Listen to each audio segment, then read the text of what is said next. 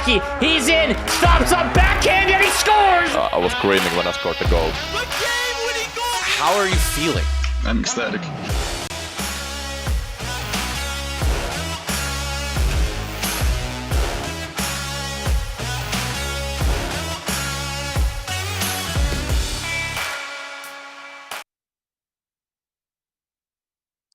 After an amazing group stage this past week, 8 teams have earned their way through to the quarterfinals, giving themselves a chance to be champions of the 2023 IIHF eWorld Championship presented by our amazing sponsors in Skoda and Strauss. Welcome to everyone joining us. My name is Brandon Bixby, aka B Major, and my partner, my mentor, one of my best friends on the left of me, Nick DeMeo, aka F5 Penguin. And Nick, last week was an absolute doozy. If we have anything like what we had last week in store for playoffs, we are in for quite a broadcast today and tomorrow. We really are. Teams that we didn't expect would make their way to this precipice, they're here now. They're ready to go. And if we really look down the line, teams that have been here before are meeting some newcomers on teams now looking to make a statement. Some weird shakeups might have taken place, and all of that culminates with a pretty interesting situation in front of us. We not only have a sleeper Cinderella dark horse great story in Latvia going up against Czechia, but then an interesting thing with Sweden and USA, and if all things shake out, this could be a very similar chapter to what we saw in last year's competition in those semi and final matchups.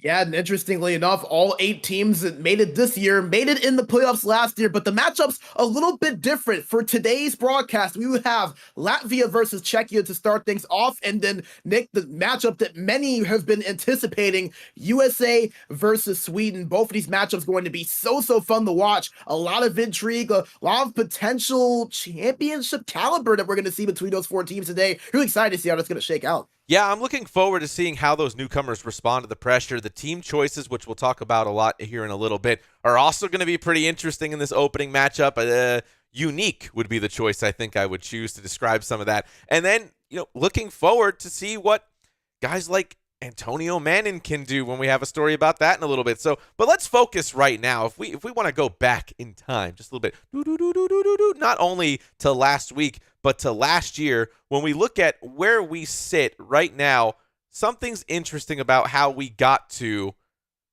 Krejci versus Chibra, Pepka versus Rouse. Yeah, and I mean, when you look at it, firstly, just the battle that we had in Group A. Remember, if you weren't with us last week, Latvia started out after the first 4 games, had 0 points in their group table. They looked well down and out. It looked like we were probably going to have Slovakia get in or one of these other teams, but yet Latvia rising their way through and just squeaking in at the last possible moment to face off against Czechia, who dominated their group, were consistent all group stages long. This is going to be very interesting, Nick, especially since both of these 2 teams made the semifinals via the upset. So the 2 Cinderella stories from last year's meeting up this year to face off to try to make it back to that semifinal this time around. Yeah, and I like to see that kind of different story. The surprise semifinalists in 2022 with Latvia and, losing against winner Finland in the battle for the final. Like that was so cool to watch. And then we turn our attention to see what's taking place with Czechia, another surprise semifinalist in 2022. And then we fast forward to 2023, where here we go again. We missed the finals by losing 4-12 against USA. Well, USA is on the other side of this bracket. They're waiting to play against whatever happens here. But Czechia has an opportunity to do the Cinderella story again. So does Latvia. And I don't know if it's a toss-up on paper, but then we have to talk about what did they choose for their teams?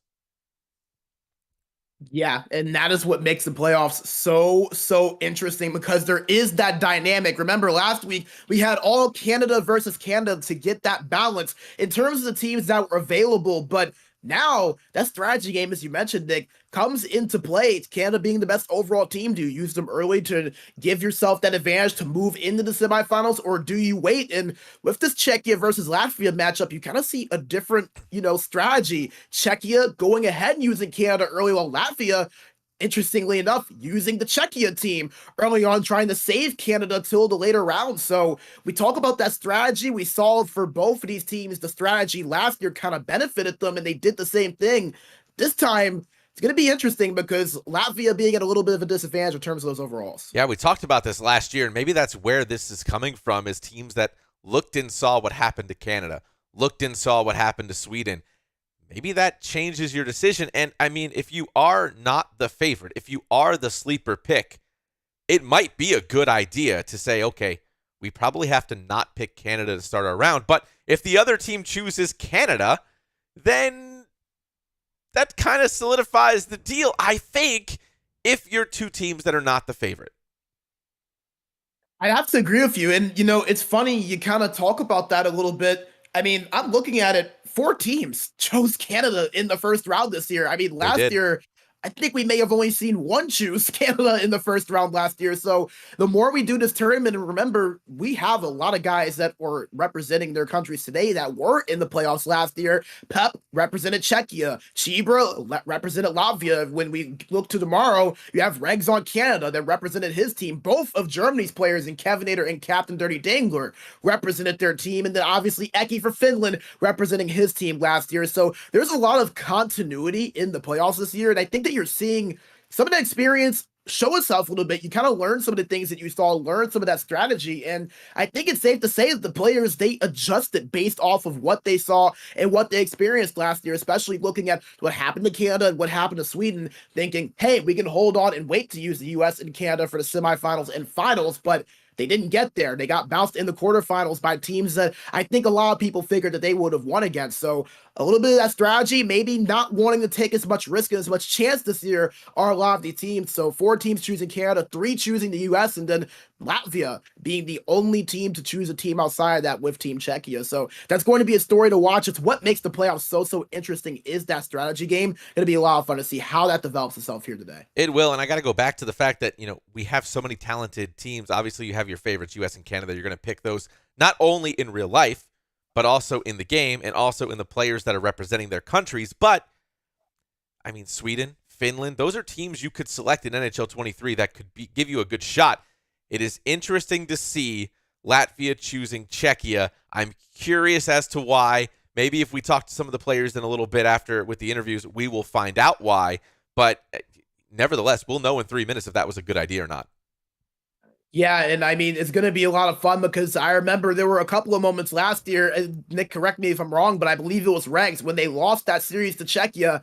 I remember him saying, we shouldn't have chose the team that we did. We should have chose US or Canada. And I'm pretty sure that he kind of said last year that he wished that if he could go back, he would change it. And he had a chance to change it this year. He did. Canada using Canada early on. So it just kind of goes to show you these players learning and these players using those experiences. And with Latvia, it is especially interesting as we get ready to see them in about 30 minutes. How does that affect them being the only team that is using a team that is not the US or Canada and playing against Team Canada in the game with Team Czechia? It's going to be really interesting with that disparity. I think that if Latvia wins today, it solidifies every single thing that they have shown us over the past 365 days.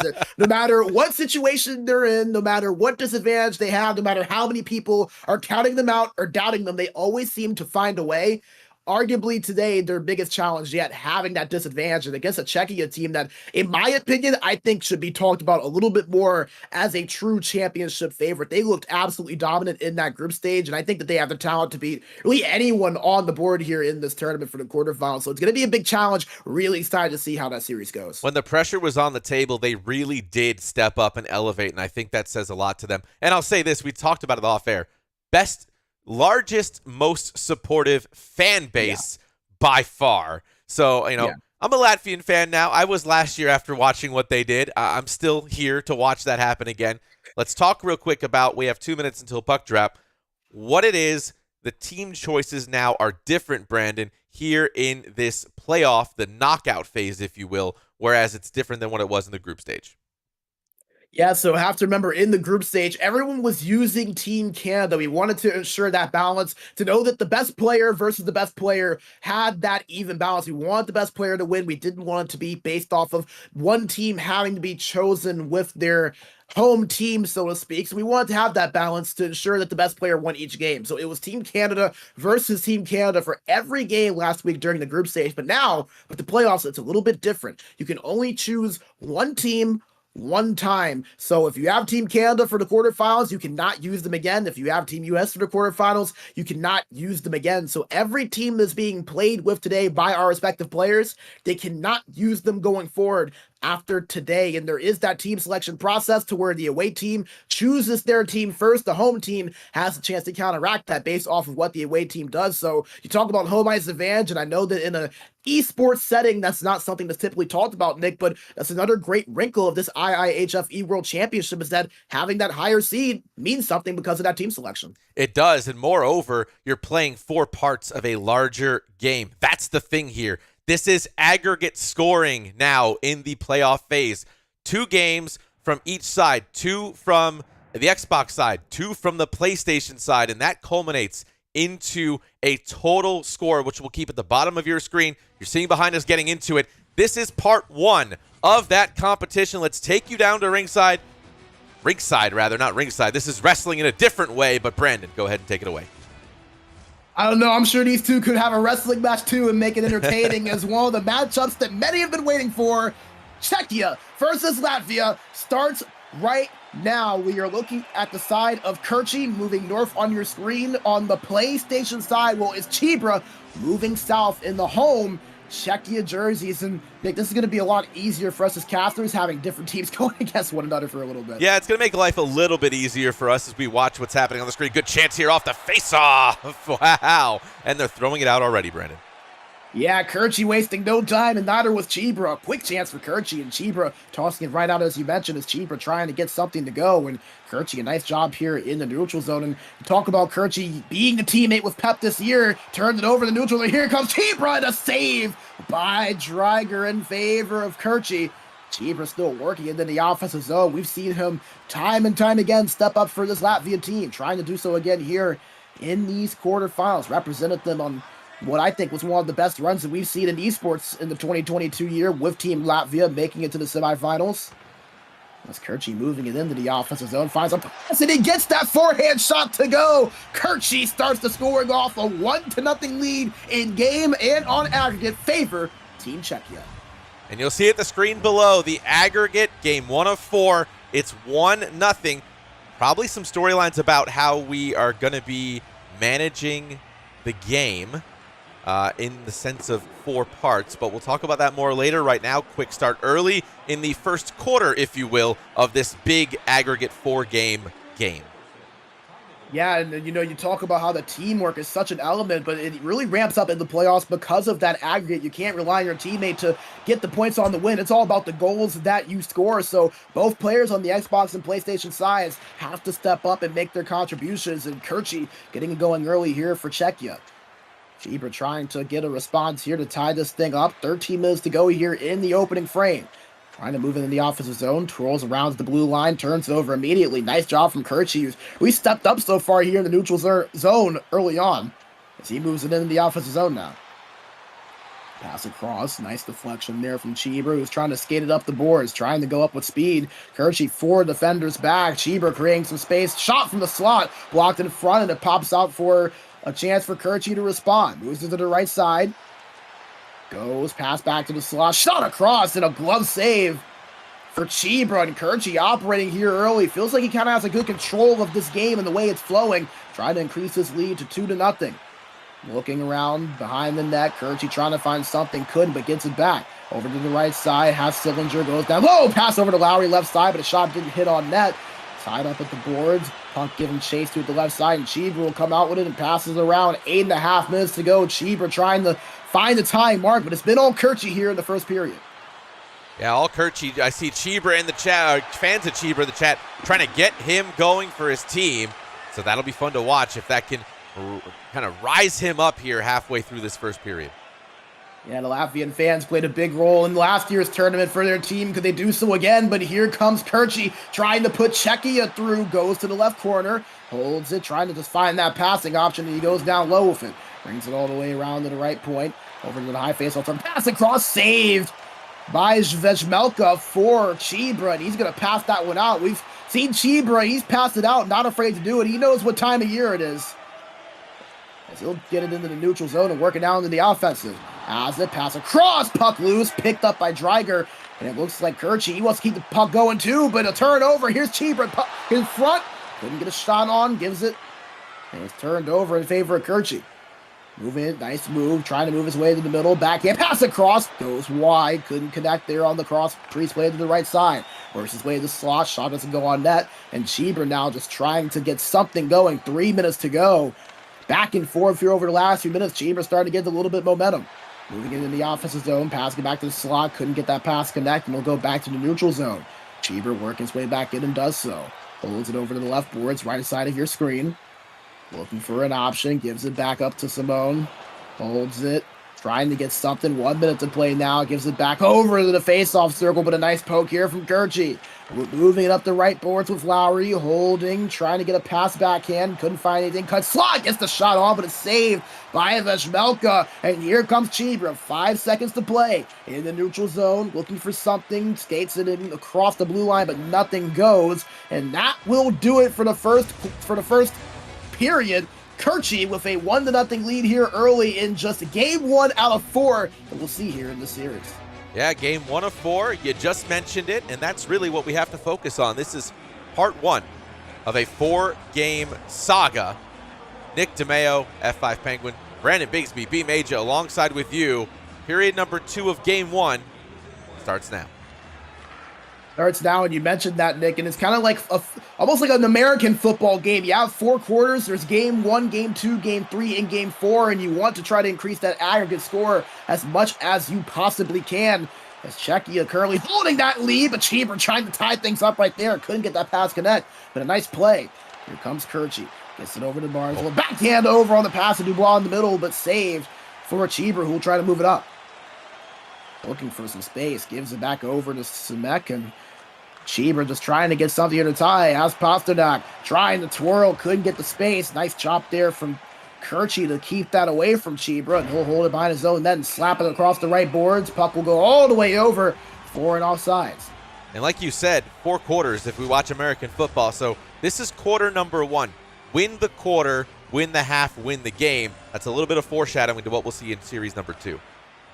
Nice defensive zone tie up there from Kirchi. He'll win the faceoff and try to take it up the offensive side. Can't do so. Chibra's going to take it in now, holding it in the neutral zone. Spin move, gets it over to the point. We've seen Chibra show off the flash. Yeah, one of the prettiest goals I think we've seen all tournament last week. We'll give you a look at that a little bit later on the broadcast if you stick with us. But here comes Kirchi trying to respond. Shot saved by Zvezmelka. Trying to get it back here over the right boards, and he's able to do so, but not before it passes the blue line. They'll have to reset. Kirchi has it, goes over to the right side, gives it over, trying to just find some space and spins his way. Pass over to Anderson, shot on, saved by Zvezmelka, and Chibra trying to get things going. Some really good chances here in the second by Kirchi. Chibra with a chance, shot on. Easy save from Dreiger, and Kirchi will hold on to this one with 12:42 to go here in period number 2. Major, interesting thing I'm watching here is Kirchi holding onto the puck and taking face-off draws, whereas Chibra keeps throwing it out. Got to see how that's going to benefit one side or the other as the game progresses. Yeah, I would love to see the face-off numbers as Chibra wins that one. Has Hurl, gives the pass over in front, and he scores. Who else but Pasta? David Pasternak ties it up for Chibra at 1 apiece. A huge response goal there from Chibra, and that's kind of what we expected from him as we got into the game. He found his way in, took advantage of that face-up opportunity we just talked about, and capitalized to tie the game. Great eye from you there, Nick, and I'm telling you, these players here is right on that face-off play. Chibra able to take advantage and tie this thing up at 1 apiece, trying to keep it going, but here comes Kirchi. Nice little turnover, but he doesn't keep it for long. Chibra will end up getting it here in the neutral zone. Has Kempe with it, gives it back all the way to the point, nobody home, and that's just going to virtually be a reset as we reach the halfway point of game number 1. Kirchi and Chibra representing Czechia and Latvia. PlayStation side, this is the first of 2 games that these 2 players will go up against one another. marring that simultaneous overtime that we will talk about a little bit later. We had 2 of those last year. Kirchi looking to avoid that as he goes down the right boards, holds it backhand, passes it forehand, puck loose in front, battle for it, and Kirchi comes out with it. Has Lowry, goes behind the net, trying to find some space, pass across, nobody home. There's a nice pick off from Cheever, but Kirchi gets it back. Shabbat goes in after being at the left point. Holds at the left corner board, looking for something, now behind the net. Going around, still looking, gives it back down to Anderson. Anderson holding it down in the same spot, trying to get it across, over by the face-off circle, trying to move his way to the slot and passes it out instead. Nice poke from Chibra. It'll go to the neutral zone where Kirchi will have to reset things. A line change here being made for Kirchi, getting some fresh bodies on the ice as it's turned over in the neutral zone, and Chibra will take it. Holding for space, Kirchi with some pressure. Chibra gets past him and passes into the neutral zone to Krejci. And here comes Kirchi after the turnover. Moves the left boards, holds it, pass across. Nobody there. Poke checked away by Chibra, but Kirchi keeps it. Goes down a wraparound chance over at the left post. Saved by Veshmelka. And once again, as you mentioned, Chibra tossing that puck out here, Nick. You got to wonder maybe if that changes the strategy for Kirchi. Maybe getting a little bit more aggressive here as he sees that. All gas, no brakes for Chibra. He moves it into the offensive zone, not for long offsides, and a massive hit there on the right board. It's a little bit of physicality. It might be 1v1, but you see those big hits laid around every now and then. I don't know about you, man, but I played NHL since NHL 94. It dates me a little bit, but what I'll tell you is I never liked it when my players got checked. I took offense to that personally. I don't know if the professional players do that. Maybe that's why I'm not a GWC winner, but nevertheless, it wonders how that affects the players here too. Like, oh, you checked my player. Not happy about that. I'm going to take that personally. And let alone the team of your own home country, Latvia using Team Czechia against Team Czechia. So you gotta wonder if you're feeling a little bit about that. But nevertheless, Chibra trying to find something as we approach less than a minute to go in the second period. Fast minute here for this last minute of the second, and Kirchi trying to move it up. 15 seconds to go. Left board, it's across, and it's saved by Veshmelka. One more chance here for Kirchi. Moving it around behind the net. Wrap around, saved by Veshmelka again. Puck passed out, almost turned over. Shabbat with a backhand, saved again. And a risky play from Chibra almost went against them, but it will remain tied at 1 between these two sides. Only 3 shots for Latvia. And that led to 1 goal so far. So it's been all gas for Chibra, but Kirchi's been taking advantage of the opportunities, time on attack, and shots. I think the bigger thing here, let's talk about game management. We're in the third period. If you get down by 1, don't get down by 2. You have to keep things close because you have 3 other games to play. And I think that, we saw it last year, Brandon, got lost with a lot of teams we watched, did not do what they needed to do to manage the game in the third period. Managing the game so important as Kirchi trying to manage it. You mentioned it, Nick. A lot of the time on attack, a lot of the aggression so far in this game, just the 1 goal to show for it. While for Chibra, really just a matter of taking advantage of its opportunities. And you kind of wonder if the Czechia versus Canada management in terms of the team selection having an impact on that. It has to be, but if that works out for Chibra and they can get some wins here, that bodes well for them later in the rounds if they do advance. As here is Chibra with it in the neutral zone, moving it to the offensive zone. He gets there, has Pasternak, moves it down low behind the net, gives it over, pass, and he scores on the shot wide. That's Vrana, and Chibra takes the first lead of the night for Latvia. I just called it again. The broadcasters are on fire in this 2023 IIHF eWorld Championship. You saw it right there, but a response. Gets the breakaway to go, and he scores. We're tied at 2. Flying action here early. Legendary. The answer back for Kirchi to steal, suck away that momentum from Chibra. Man, that's a way to respond off the draw, isn't it not? Oh, what a way to respond. Chibra trying to do the same shot on, saved by Dreiger over at the right side. As we go back and forth, 3 minutes in, a goal each in the third period. We're tied at 2 in game number 1. Chibra has it in his own zone, moves it past, couldn't get the pass to connect there on the breakout, no icing. Or actually, they will call the icing rather, so a chance here for Kirchi in the offensive zone faceoff. Take a break for a second too here. So this is a chance, like you said, for Kirchi to get ahead again. He had the lead once, tied, then lost it, tied it back. This is his opportunity. Here we go. Pass across, saved by Veshmelka. Big play there for Chibra. The goaltending stepping up, and you might not get a lot of the human element of the goaltending, but we saw last week it made a difference. Very well could again this week. Here's Pasternak for Chibra. Gives it over to the left side, and it's turned over immediately, but turned right back over to Chibra, trying to move it past the blue line. Does so with that pass over to Pasternak to the left side. Holds it over at the corner board, looking for an option. Couldn't get it to the point. Nice pressure there from Kirchi, but Chibra still somehow maintaining possession. Gets it down low to the corner, moves it down low behind the net. Kirchi comes up with it, beats him to the race to the puck, and he'll move it up the right side. Gets a little bit of a speed boost with a defender on him, spins his way to the slot, holds, goes down low, pass over to Comtois, hits the side of the net, and Chibra now will take over possession. 12 minutes to play here in the third period. We will go to an overtime if this game remains tied. Holding it here is Chibra in the offensive zone. Nice little toe drag move, trying to find space, gives it to the point. Chronic goes, point shot, and it's saved, and it hit off the post. Another chance for Chibra, saved again, puck loose in front. Kirchi will take it and move it behind the net. 10 minutes to play. Close chance there for Chibra for Latvia. Gives it over, Kirchi at the left corner board, backhand across, no space, nice poke check in front. Chibra has it now in his own zone. He'll move behind the net, just trying to create a little bit of separation between him and the forecheck of Kirchi. Spinning around, trying to get a little bit of separation, and does so. Finds Krejci's toe drag at the blue line, doesn't work, and it's turned over, and Kirchi will take it up here. Up the left boards with some space. Kirchi holds, pass across, deflected, and then got back to Comtois. Still holding in front, backhand bumped off the puck, and Chibra will take it. Now 7 minutes to play in this third period. Chances starting to ramp up here early. Yeah, they are. We got to see what happens now that the momentum is fully in control for Team Czechia, controlling Canada right now. Controlling Canada, controlling the puck. It's a partial breakaway, backhanded, he scores! Kirchi gets the lead back for Czechia. 3-2 on the play, the goal by Drake Batherson. Am I like that guy from the Marvel movies that like oversees the globe wearing all gold? Like he knows when things are coming and he goes, there is danger afoot. There is goals afoot. Is that me right now in this tournament? Because, man, every time I say something, it happens. I know we may not be able to see it on this beautiful desk in front of us, but you could have just gone ahead and put the crystal ball there. You didn't have to be so modest about it, man. You're calling everything right now.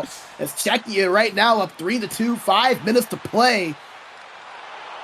As Latvia trying to tie this thing up. Chibra with it in the offensive zone, bumped off the puck, but gets it back to Ronick.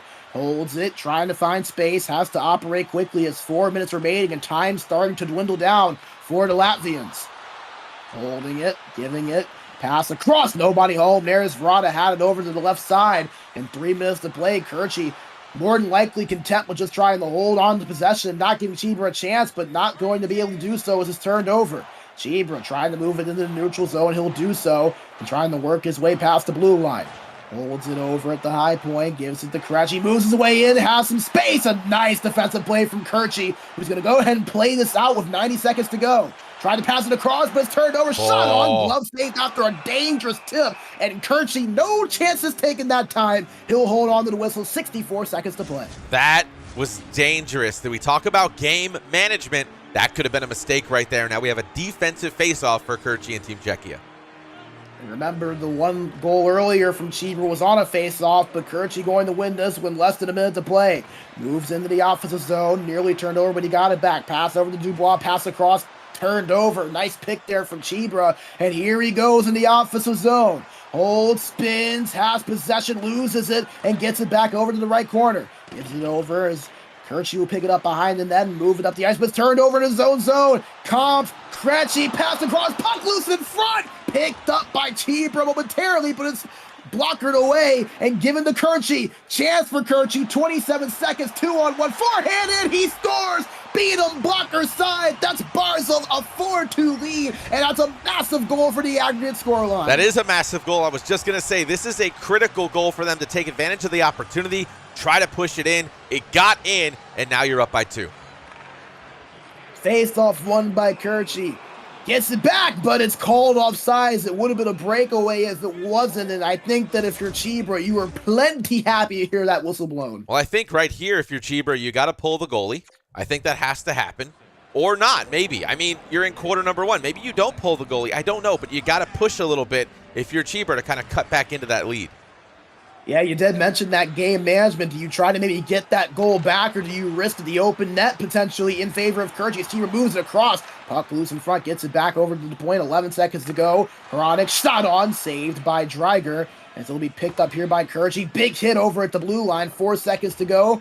Puck just going to be swept away over behind the net. Picked up by Kurji. Clock hits double zeros. And that will do it for game number 1 of this series. Kurji victorious over Chibra in game number 1. Final score 4-2. Still early, Nick, but a nice start there for the Czech.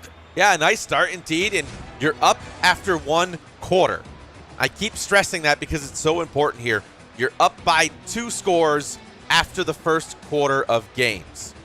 So I think that's what we have to put into position. Yeah, Chibra lost 4-2, but they're only down by 2 in the total game. So if you manage that, and you win the next game by 2. So Pepka and Rouse, if Ross wins by 2, we're back to square at halftime. So that's really where the game management does come into play. And we're going to keep harping on that because we learned our lesson last year where it bit people as a result of not managing the game.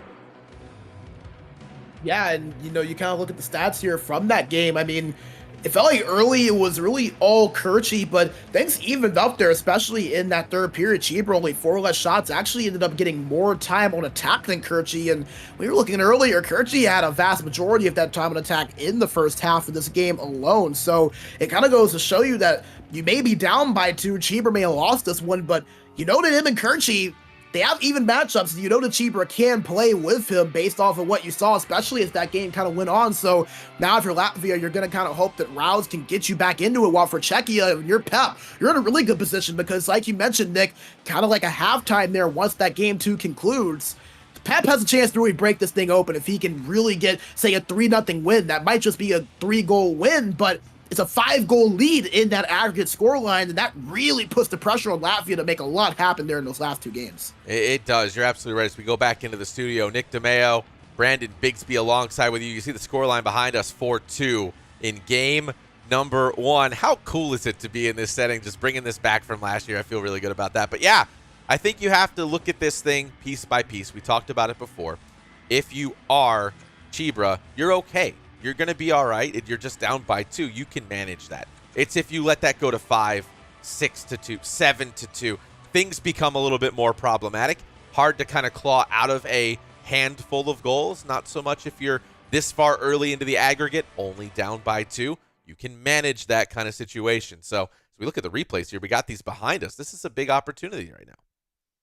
Yeah, I know. I mean, I feel like I can just walk up and make a class demonstration with the way this beautiful setup is right now. As you see the shot on there from Kurchi, and that was something that we really saw in that game. You kind of mentioned the aggression. Chibra, it felt like he was all gas, no brakes, constantly trying to keep the puck in play, constantly trying to really cause any chaos that he possibly could. Well, for Kurchi, I think you have to give him a lot of credit. He did a good job managing that situation, slowing things down, and I think the biggest play in that game, when he got that tying answer to start the third period, right after Chibra took the lead 2-1, it felt like when Latvia had that chance, when Chibra had that chance to take that momentum, Kurchi getting that goal as quickly as he did to respond, it kind of took away any chance for Chibra to really run away with things and get things his way. It just felt like Kurchi always had that control over the game, and I think you have to give him a lot of credit for that, especially considering this is his first time in this tournament. Chibra, a player with a little bit more experience. Yeah, definitely, and that's part of it too, is if you're a newcomer, you're not used to how this kind of rolls,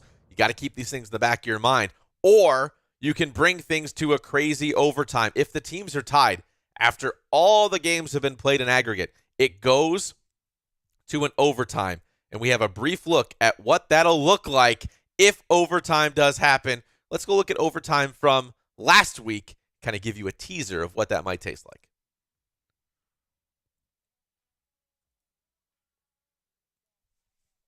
And I believe, if our math is correct, Nick, you were right. That did push Germany in as the shot from Kevin Ader, blocker save from Dreiger. It now, looking shot, he scores! Kevin Ader gets the win over Lady Brunette. No math needed. The situation is solidified. Germany is moving on to the quarterfinals. Ty Gamma has it. Passes it to Batterson over at the right side. Spins, goes to Dubronda. Saved by the blocker of Thompson. Martindale stays alive. Breaks it out. Holds it, gives it to Martindale. Stops and tried to get the pass across. Couldn't connect. He still has it at the right corner. Spins it. He scores! Martindale with the pretty play. Takes out Austria. A 3-2 overtime win for Great Britain on the PlayStation end. Drop that one back with speed through the neutral zone. Now with space, left shot there, rebounded. Karam's off the glass and out safely to the corner. But picked up again by Cookie. Center point. Fires that one through and he scores!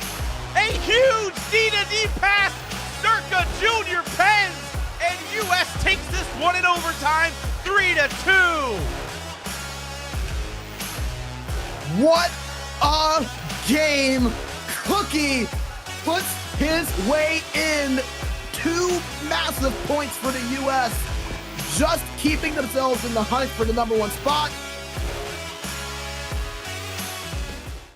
As you saw there, welcome back to the studio. The games are about to get underway again. Overtime can get crazy. We saw that, Brandon, and we'll have to see if that happens here as well, or if it goes down to the synchronous overtime, which we'll talk about if we get to that point. Yeah, and Latvia, they already experienced that last year in the quarterfinal versus Sweden. And, we had a golden goal last year as well. Remember, the final between the U.S. and Finland decided by the synchronous overtime. It is such a fun, chaotic, wild sequence that you cannot get anywhere else. There is nowhere else that does it like this with this on the line. It's so fun to watch. It's so fun to be a part of. I'd be really dishonest if I said I wouldn't love to see it here today. Could very well between the two teams that are right behind us on the screen. Absolutely. So let's just go right back into it. Time is not going to stand still for anybody. We are back in. It is the Xbox side of this first matchup. Team Czechia versus Team Latvia. Latvia down by 2. We're watching Pepka go north on your screen. Pepka going north on your screen, Rouse going south. In the Xbox side of this matchup, Czechia leading the aggregate score 4-2. That is the scoreline that decides who gets in and who is done. Czechia with the advantage, but here comes Latvia. Rouse has it, gives it across, puck loose after the shot in front. It is saved and held by Thompson from Costa. He will hold on to the whistle. That's the start you need, and the question I'm going to ask during the interview process is, who was in chat with each other? We learned it worked for Eki. Will it work for any of our other teams if they chose to enable or take advantage of that type of strategy? Yeah, that teammate communication, seeing what needs to be done. As if you're Pep, you have that 2-goal advantage. You kind of have a little bit of a cushion, but you have to be sure to take advantage of it. Can't rest on your laurels at all, as you already know that Rouse knows what he has to do. In a little bit of a hole early, trying to get his team and his country back into things as he holds it in the neutral zone and is working it around. Gets it past the blue line over to Pasternak, pass across, backhand over to forehand. Didn't have any space to get the shot off, and it'll be picked up here by Pep Costa. Turned over immediately, and it will go to Rouse, who will work it all the way back, gets a line change out, and looks like Pep Costa will do the same. So fresh bodies out on the ice for both teams. As Rouse moves in the offensive zone, spin move over to right corner board, passes the cross, nobody home, it's turned over, and Pep will go ahead and pick this thing up. Putting a little pep in his step, moving up the left boards, poke checked away immediately. Nice job there, but gets it back to Pep Costa. Holds it to the left side, circles around, looking for a pass, and gives it to the point to Shaban. Over to the right side to White Cloud, and goes down low to the corner to Barzil. Holds it, pressured over at that corner board, just turned over. Nice job there from Rouse. So far, pretty back and forth. Not a lot of chances, but some solid defensive play. A little bit of aggression as well. Yeah, that fast start here has slowed down a little bit now.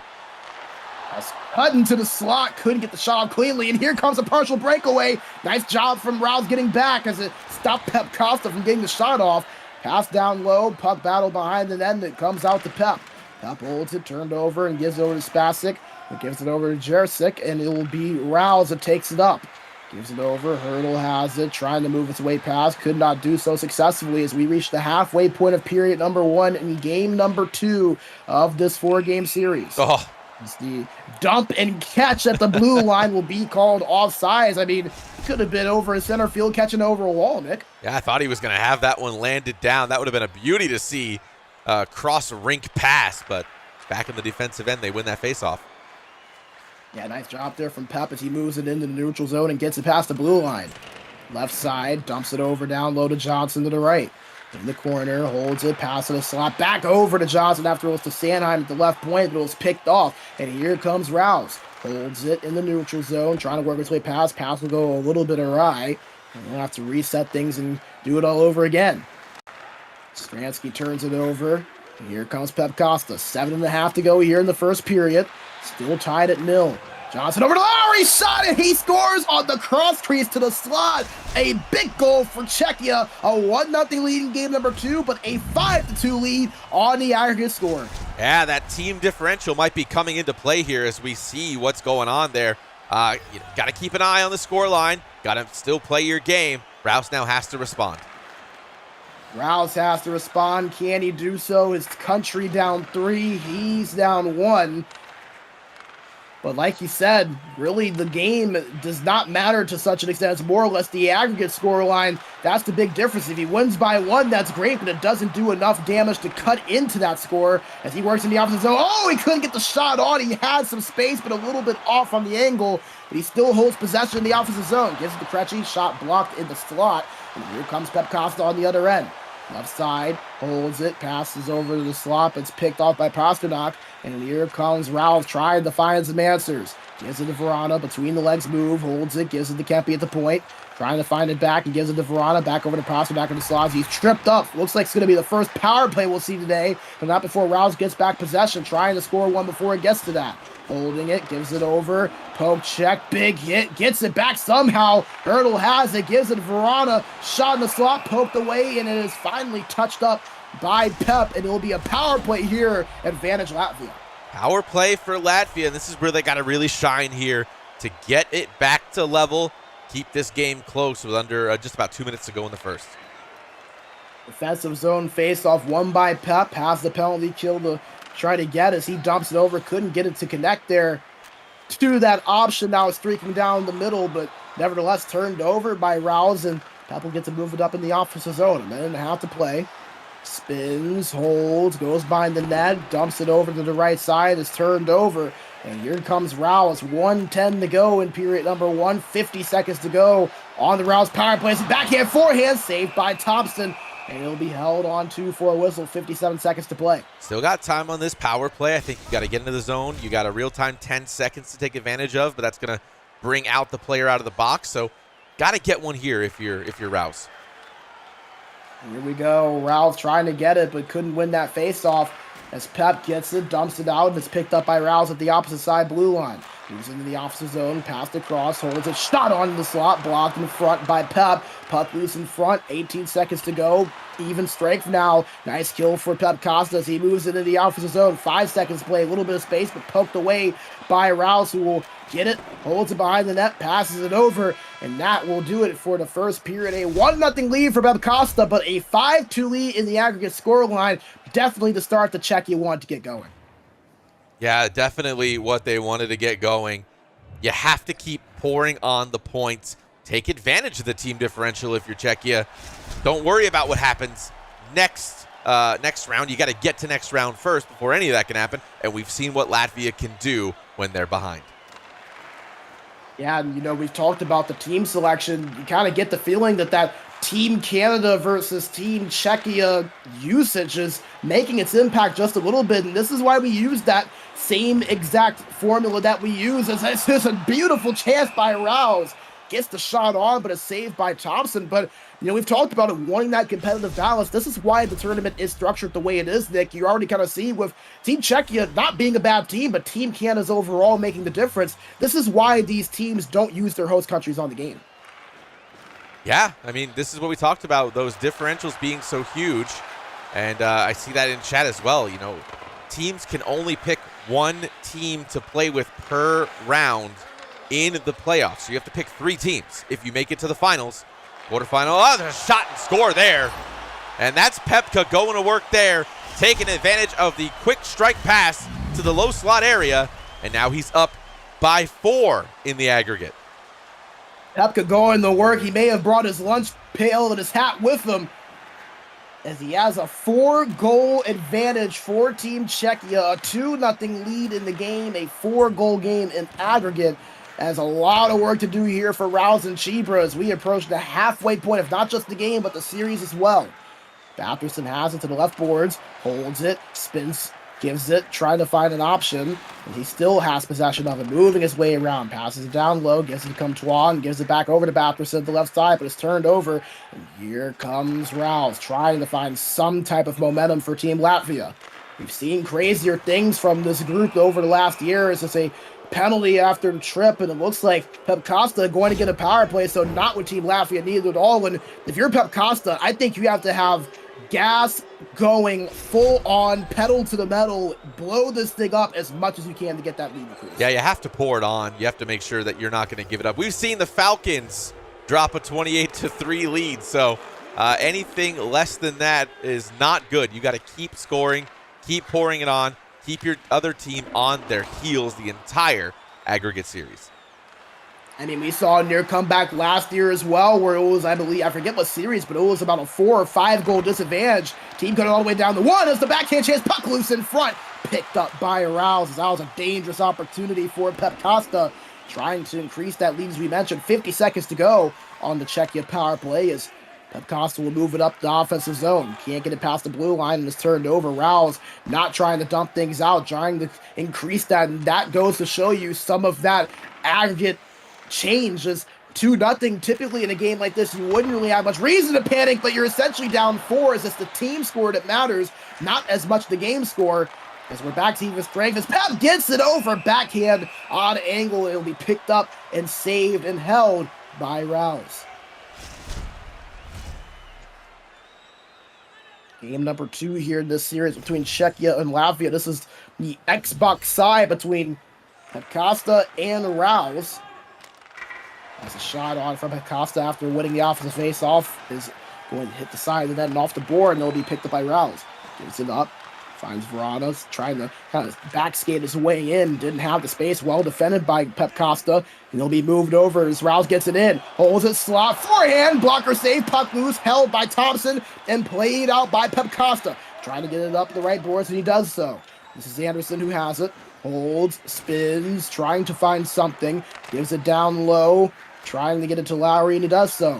Pass at the left boards, gives it back down behind the net to Anderson. Holding it out for a pass, trying to find some space, and gives it to Lowry. Lowry back over to Anderson, pass across, save!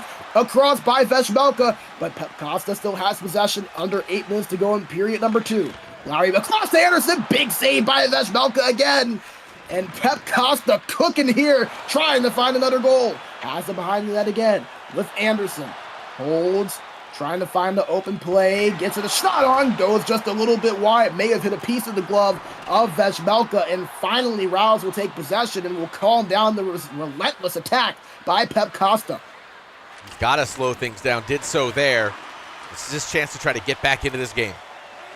Moving into the neutral zone, finds it over to the right side, left side of our screen. So look at Pep Costa's perspective. It's in the offensive zone as Rouse shot on, blocker save, another shot on, hits the side of the net, and it'll be picked up by Pep Costa. And you have to give a lot of credit to Pep Costa's defense. Not a lot of high danger opportunities for Rouse, but turned over, trying to create one here, shot on, once again defended well and turned over. Just not a lot of space for Rouse offensively. He's getting here close. Here comes Pep Costa, moves again, gets the pass across, saved off of the right pad of Veshmelka. Nick, you mentioned it, getting close, but just not able to break open so far. Yeah, not able to, and that last little pass or the last little move into the middle is just being snuffed out by Pepka every single time. As Pepka moves it in, can't get it past the neutral zone, but he gets it back. Holds it over by the opposite side, blue line, a minute to play, fast minute approaching, so 30 real-time seconds. Spin pass on the left side, won't convert, but it's gone back to the point, but here comes Rouse, great the turnover. Latvia has numbers. Canada gets back, gets it over, can't get the shot on net once again. How about the back check from Pep Costa? All 5 guys reaching back before Rouse even had 3, and he's just going to hold on to this thing. A 2-0 lead for Pep Costa in the game after a pair of periods, and a 6-2 lead for Czechia on the aggregate. You'll notice Rouse not controlling his defense as much as Chibra was in the first game, and that speed difference could be what's causing that ability for Pepka to get through. That's really what you got to look about here. And now, as we get into period number 3 of game 2, you're kind of in that 2-minute warning, the 2-minute drill, if you will, of the first half. And if you can't get something going here, things might not look too great for you moving forward. We'll have to see how Rouse answers the call, down by 2 in the third. How does Rouse answer the call? He's going to have to answer rather quickly, as down by 4 in the aggregate, and if every game, every period, time thinning to claw your way back into this. Because you do still have those 2 games upcoming, but with the way that both Czechia players are playing, can't waste much time. It's Pep Costa, 2-on-1 pass across to Batherson. Puck loose, picked up by Veshmelka. Oh, he passed it out, nearly got the shot to go. Then Pep Costa, nearly a dangerous mistake from Rouse as Pep still holds possession. Still could be harmful. Pass across, picked up by Verona. And boy, if you're Rouse, I get the aggression, but you've got to be careful with this situation. Moves it in the neutral zone. Working it around, gives it to Simek, holds it, gets it off his own pass into the slot, couldn't get anything to go, and Pep Costa will go down low behind his own net, and will operate from there. 15 and a half minutes to play in period number 3 of the second game, as here's a turnover, partial breakaway, holds, pass across, and he scores! That's exactly what Latvia needed, a goal from Rouse. It's 6-3 on aggregate, 2-1 in the game. That was the right answer, the right ingredient for the right recipe here. Rouse now doing well to try to close that gap of aggregate. And again, just got to keep it close. Anything can happen if you keep it close. If you smell what the Rouse is cooking as he's trying to get his team back into this game. Pep Costa trying to respond with a meal of his own. Looking for his own option. Gives it down low. Passed over to the right corner board, and he gets it to Comtois. Holds it, goes back behind the net. Goes, looks, trying to find a little bit of space for a passing option. Over at the high left face-off circle. He's Rouse pressuring, maybe trying to feel a little bit of momentum. Gives it down low to Dubois. Dubois to the right side, down low in the right corner. Gives it, holds it, shot in the slot. Nothing there. As he's poked all the way to the point and picked up by Rouse. Here comes Rouse, has speed, toe drag, trying to get past the defender, pass over to Hurl. Short, he scores! Hurdle! Ties it up! It's 6-4 on aggregate, and here comes Latvia.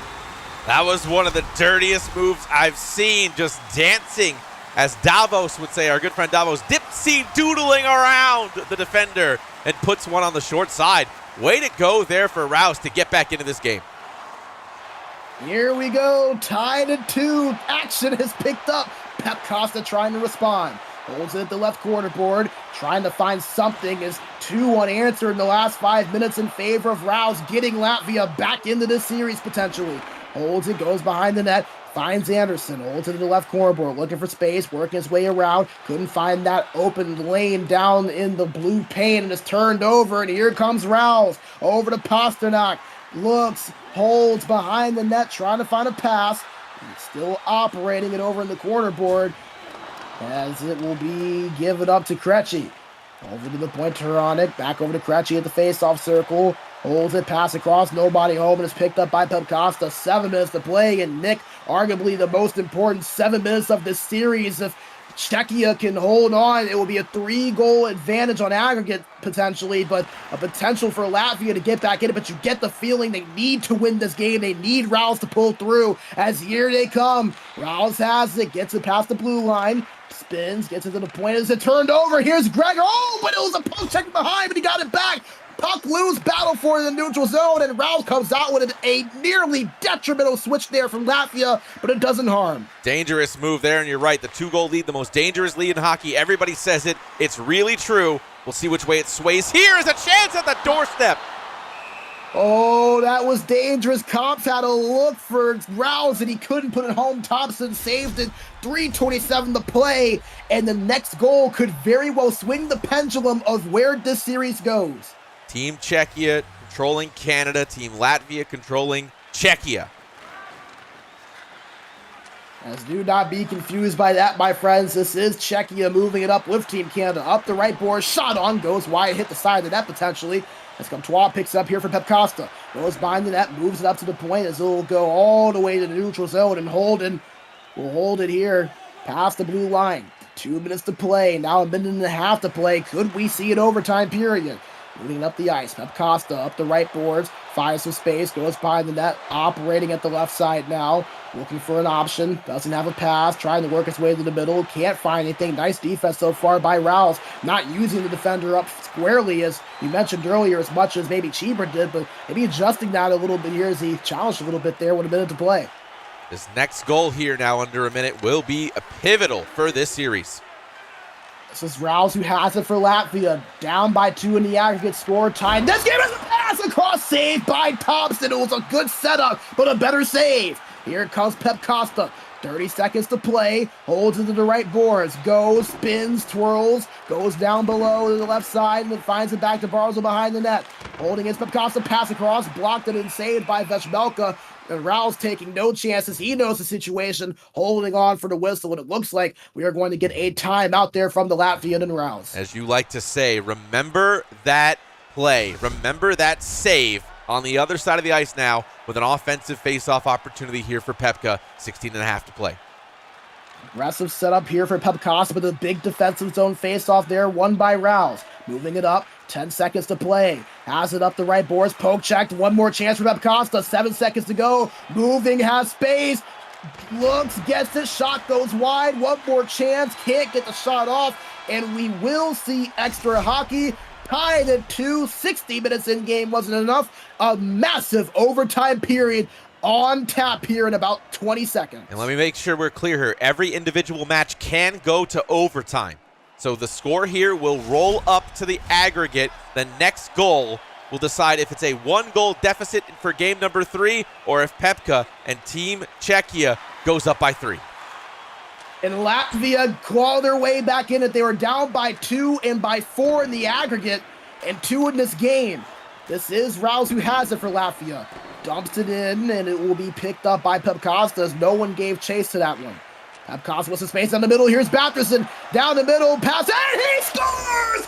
Barzo gets the winner for Pep Costa. A 3-2 win, a 3-goal advantage on aggregate. And how about that play in the clutch by Pep Costa for Czechia? Exploited the slot area and drove it home. A huge goal there in overtime. And that is a comfortable lead. If you're Team Czechia at the half, you're now up by 3 in aggregate. And you gotta feel for Rouse and Latvia. You feel that surge of momentum. You claw your way back in, and not even 5 minutes into the overtime period, just one rush, he dumped it in.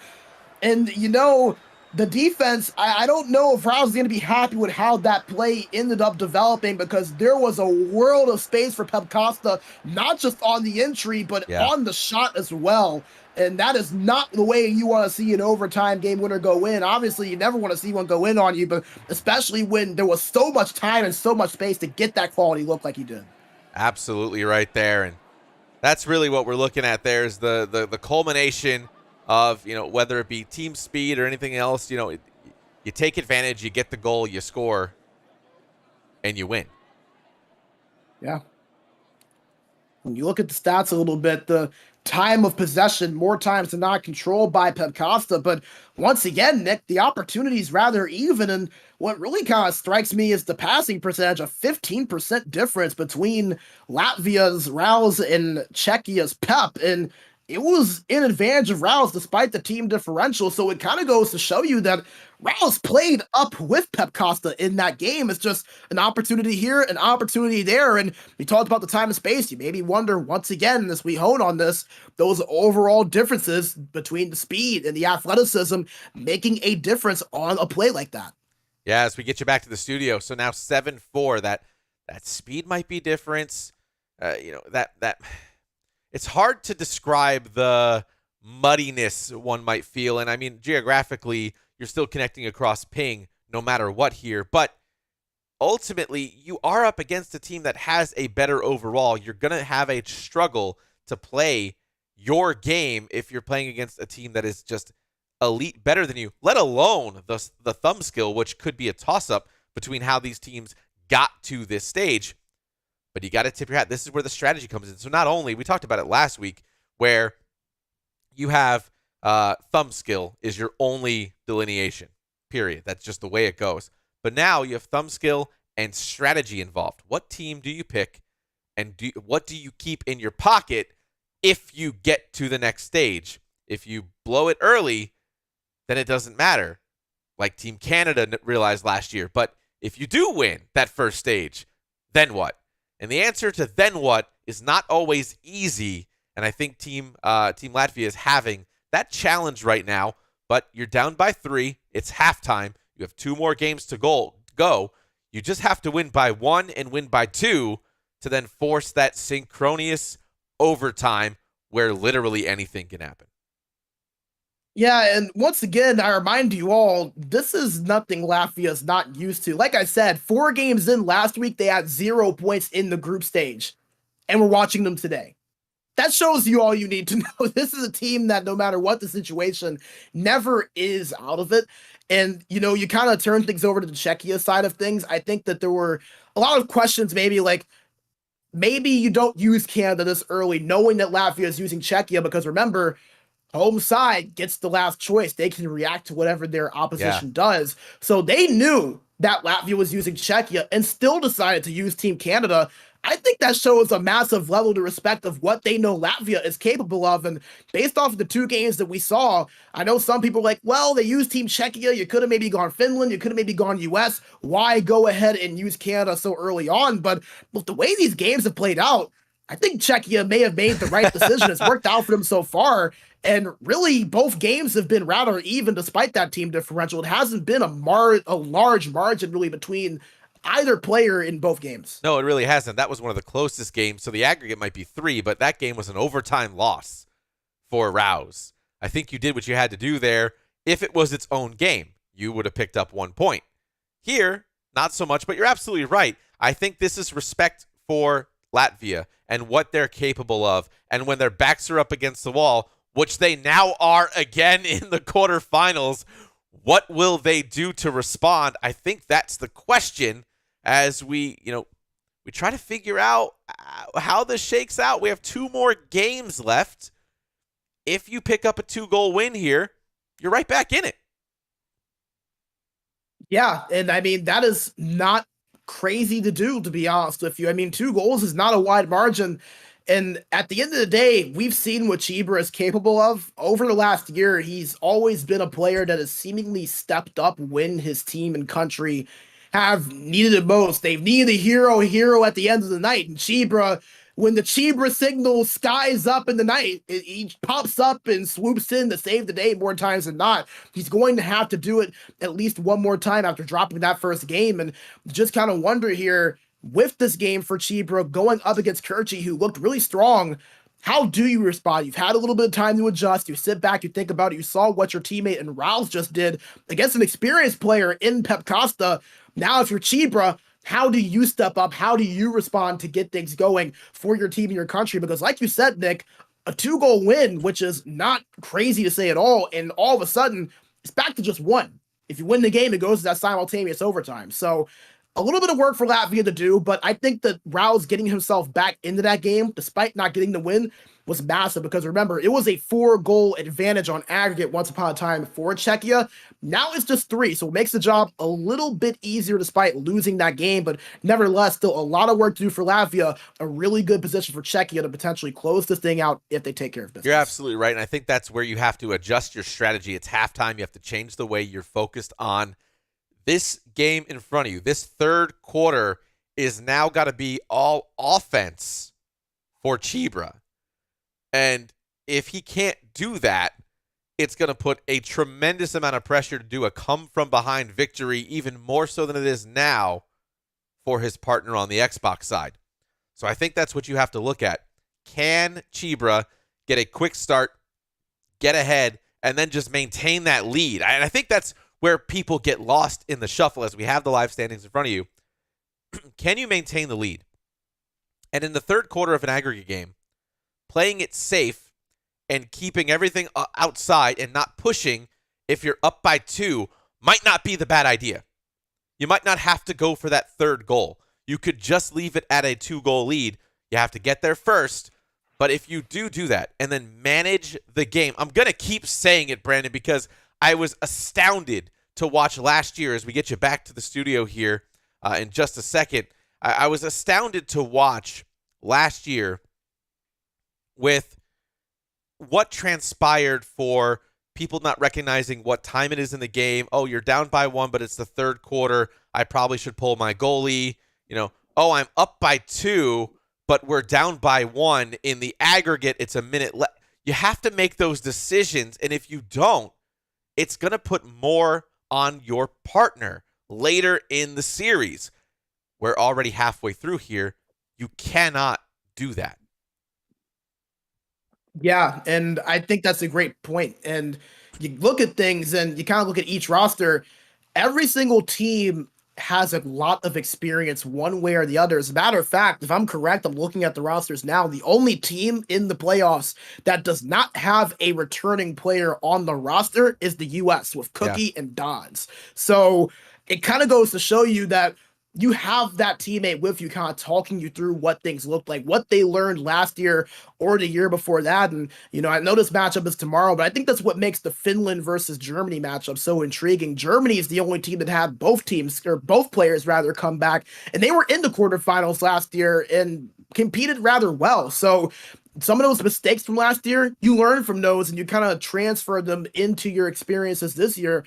I think we've seen that a little bit off of those experience from previous seasons. So I think you have to kind of keep that in mind, keep that as a story to check on. And for Latvia, they did the same thing that they did last year, while Czechia, they switched it up. And right now, Czechia switching it up and adjusting has been to their advantage. We're going to see if they can hold on to that lead, but so far so good here if you're Czech. Yeah, absolutely. As we have the game here going for you right now, they're checking their connections. Let's get you down to ringside for game number 3 in this aggregate. Brandon, see what Team Latvia can do. Let's see what Team Latvia can do as we're looking at Team Czechia's Kirchi's point of view in the all-white Canada kits moving north on your screen. For Chibra, the home Czechia kits moving south on your screen, getting into the offensive zone, but hit almost immediately as Kirchi moves it up to left boards. Holding it, looking, trying to find something. Pass across over to Barzil. Could not get that one to go. Chibra will get it. His team and country down by 3, trying to get them back in. And hold, spins, right to get that pass across. We've seen Chibra make some pretty plays in this tournament. Tried to add to the list with that one. Holds it, gets it down low, but it's picked off by Comtois. Shot up the boards, hit there was Barzil, and it'll be picked up by Chibra. You can kind of see the sense of urgency here from Chibra early. Really frantic pace here so far. That's a good way to describe it. Holding it now is Kirchi after the turnover in the offensive zone from Chibra. Gets it in, trying to find it in the neutral zone, and gives it up to Batherson right side. Finds his way into the offensive zone, passed over, and it's turned over immediately. A nice pickoff there from Chibra, who will hold it behind the net. 5 minutes into this first period, game number 3. As we've mentioned, so concurrently, the aggregate score, what matters is a between the legs move, pass across. Oh, Chibra tried to put a highlight reel play together. Couldn't string that pass on. It's another chance there, picked off by Kirchi. As he'll take it into the offensive zone up the right boards. Has Batherson with it. Looks, pass over to Sanheim. Pass across over to Batherson. Could not connect. A little bit too strong. Has turned over, and Chibra looked to respond. Chibra moving it past the blue line. Holds, shot on. Easy blocker save from Dreiger. Puck loose behind the net. And Chibra will get possession of it. Holds it. Trying to find an option. Trying to get anything he can. Just can't so far as he holds it still over at the left corner boards right side of your screen. Gets it back to the point. Passed over. Back to the slot. Trying to get something as Chibra couldn't get that chance to connect. No shot on, but he gets it back. Holding it now over at the face-off circle, back over to the right point, back down over to the low left corner board. Puck is sweeped over, but picked back up by Chibra. Kopf back to the point. Big play. It looked like there may have been a tip on that, but it was saved by Dreiger. And Kirchi trying to back up the pressure, but not able to get it past to the breakaway here from Chibra. Pass across, and he scores. It looked like it may have been a save, but it's Kopf that gets the opening goal for Chibra, and it cuts that aggregate score down to a 2-goal disadvantage for Latvia. This is what we're talking about. You have to play with that urgency, like you said, get a quick start, and then you're in shape. Let's see if Kirchi has an answer to this, because right now he's been on his heels most of this game so far. He did in game 1. Chibra held the lead for about 10 seconds, and then Kirchi responded back with a goal off the neutral zone faceoff. Looking to do something similar here. We'll see if he can. Does have that 2-goal aggregate lead, but down in the game early in the first period. holding it over to the left corner board, turned over almost immediately, and here's Pasternak holding it here for Chibra as he draws the trip on that little back cut play. Nice little move there in the offensive zone. And now Chibra, not only did he get a goal, but a power play too, and he is all over the possession right now. Yeah, this is where Chibra's going to have to shine. And we know what he can do. We saw Chibra do Chibra things last year and this year. Can he do it again in this series right now when the team needs him most? Trying to as he holds it the right corner boards. This is Tomas Hertl. Shot on blocker, saved by Dreiger, and it'll be held on and then passed out at the last second by Kirchi. Turned over, however. Here comes Chibra. Backhand, forehand pass back to Verana. Goes back down low behind the net as he gives it back to Hertl, who will hold on. A minute to play on the power play for Chibra.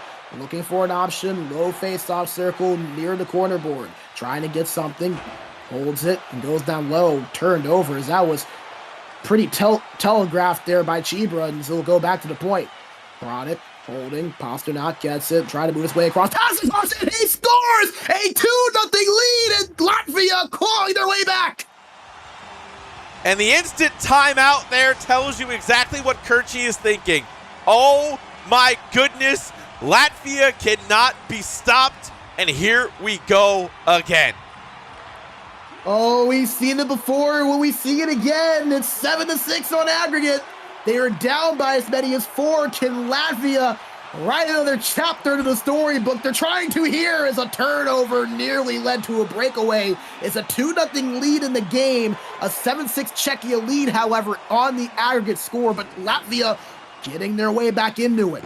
Holding it right now, and you know, Nick, we talk about overtimes. Remember, those overtimes are a 2-goal swing. How about this? If Latvia would have won that last game with Rouse, they'd be in the lead right now. So those overtimes do play a massive difference. This is where the goals matter, and what did I say 5 times already? Game management matters. He didn't get the win, but hey, he got the game to force to OT, which made Pepka have to step up, and he did. It could have gone a very different way when he was down by 2.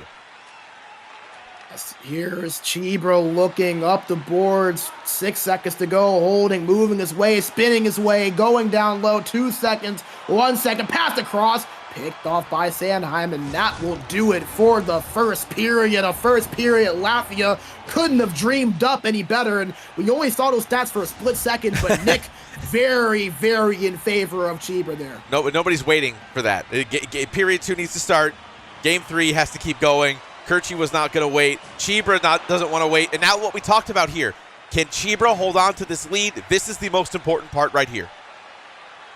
They like their games like they like their school. As little math as possible. As no stats to be shown. Right back to the on-ice action as Kirchi getting the pass across. Picked off by Chibra. That was a great defensive play to keep this game at bay. First big chance in a while right there. Yeah, that was really the first time we've seen Kirchi get a dangerous opportunity. He only had 1 shot in that first period compared to 7 for Chibra. It's another chance for Chibra there. Defended well by Kirchi. Puck goes all the way over to the opposite end as it'll be swiped over to Chibra, and he'll pick it up and break it out. 16 minutes to play in period number 2. Chibra trying to find the tying mark here in this series. Chibra holds, pass across, back hit is saved by Dreyer. That was the one right there. Wow. Almost had this tied at 7. As Kirchi, you had to feel a little bit of a sigh of relief right there on that play. Trying to respond. Was that maybe the wake-up call he needed? As he turns it over almost immediately. Chibra not allowing anything right now for Kirchi. Moves it into the opposite zone. Shot on. Glove saved by Dreiger, and Kirchi will play this out, just trying to draw any momentum that he can. But I would say that puts it in the advantage of Chibra. Holding it as Chibra after the turnover. Gets it down low. And it's turned over immediately, and Kirchi will pick it up. And if you're Kirchi, you almost just kind of want to slow this thing down right now. Yeah, you kind of do. I mean, this is a lot of energy coming in one direction right now for Chibra, as he's only down by 1 now in the aggregate. Pass across, nobody home, and Chibra will pick it up. He's up by 2 in the game, down by 1 in the overall score lines. Here he comes, pass over, close, and he scores! Latvia ties it up! 3-0 game, 7-7 aggregate. Oh my, what a game Chibra's playing! What a heroic comeback there by Chibra to tie the aggregate and go up by 3 in game number 3. Do not count this team out yet. Latvia needed a hero. The Chibra signal went off in the night sky, and he has answered the call. We are tied here in this series, but here comes Kerchi, trying to get his lead back for his country. Holding it, moving it into the offensive zone at the left corner board. Trying to get something to go, looking for momentum. Pass back to Wall at the left side, moves it down low behind the net. Holding, couldn't get the shot off, still has it, puck loose, and it will be an injury on the ice, and that's Jacob Verana, who was one of the better overall players on Team Czechia, so that could actually have an impact there for Chibra.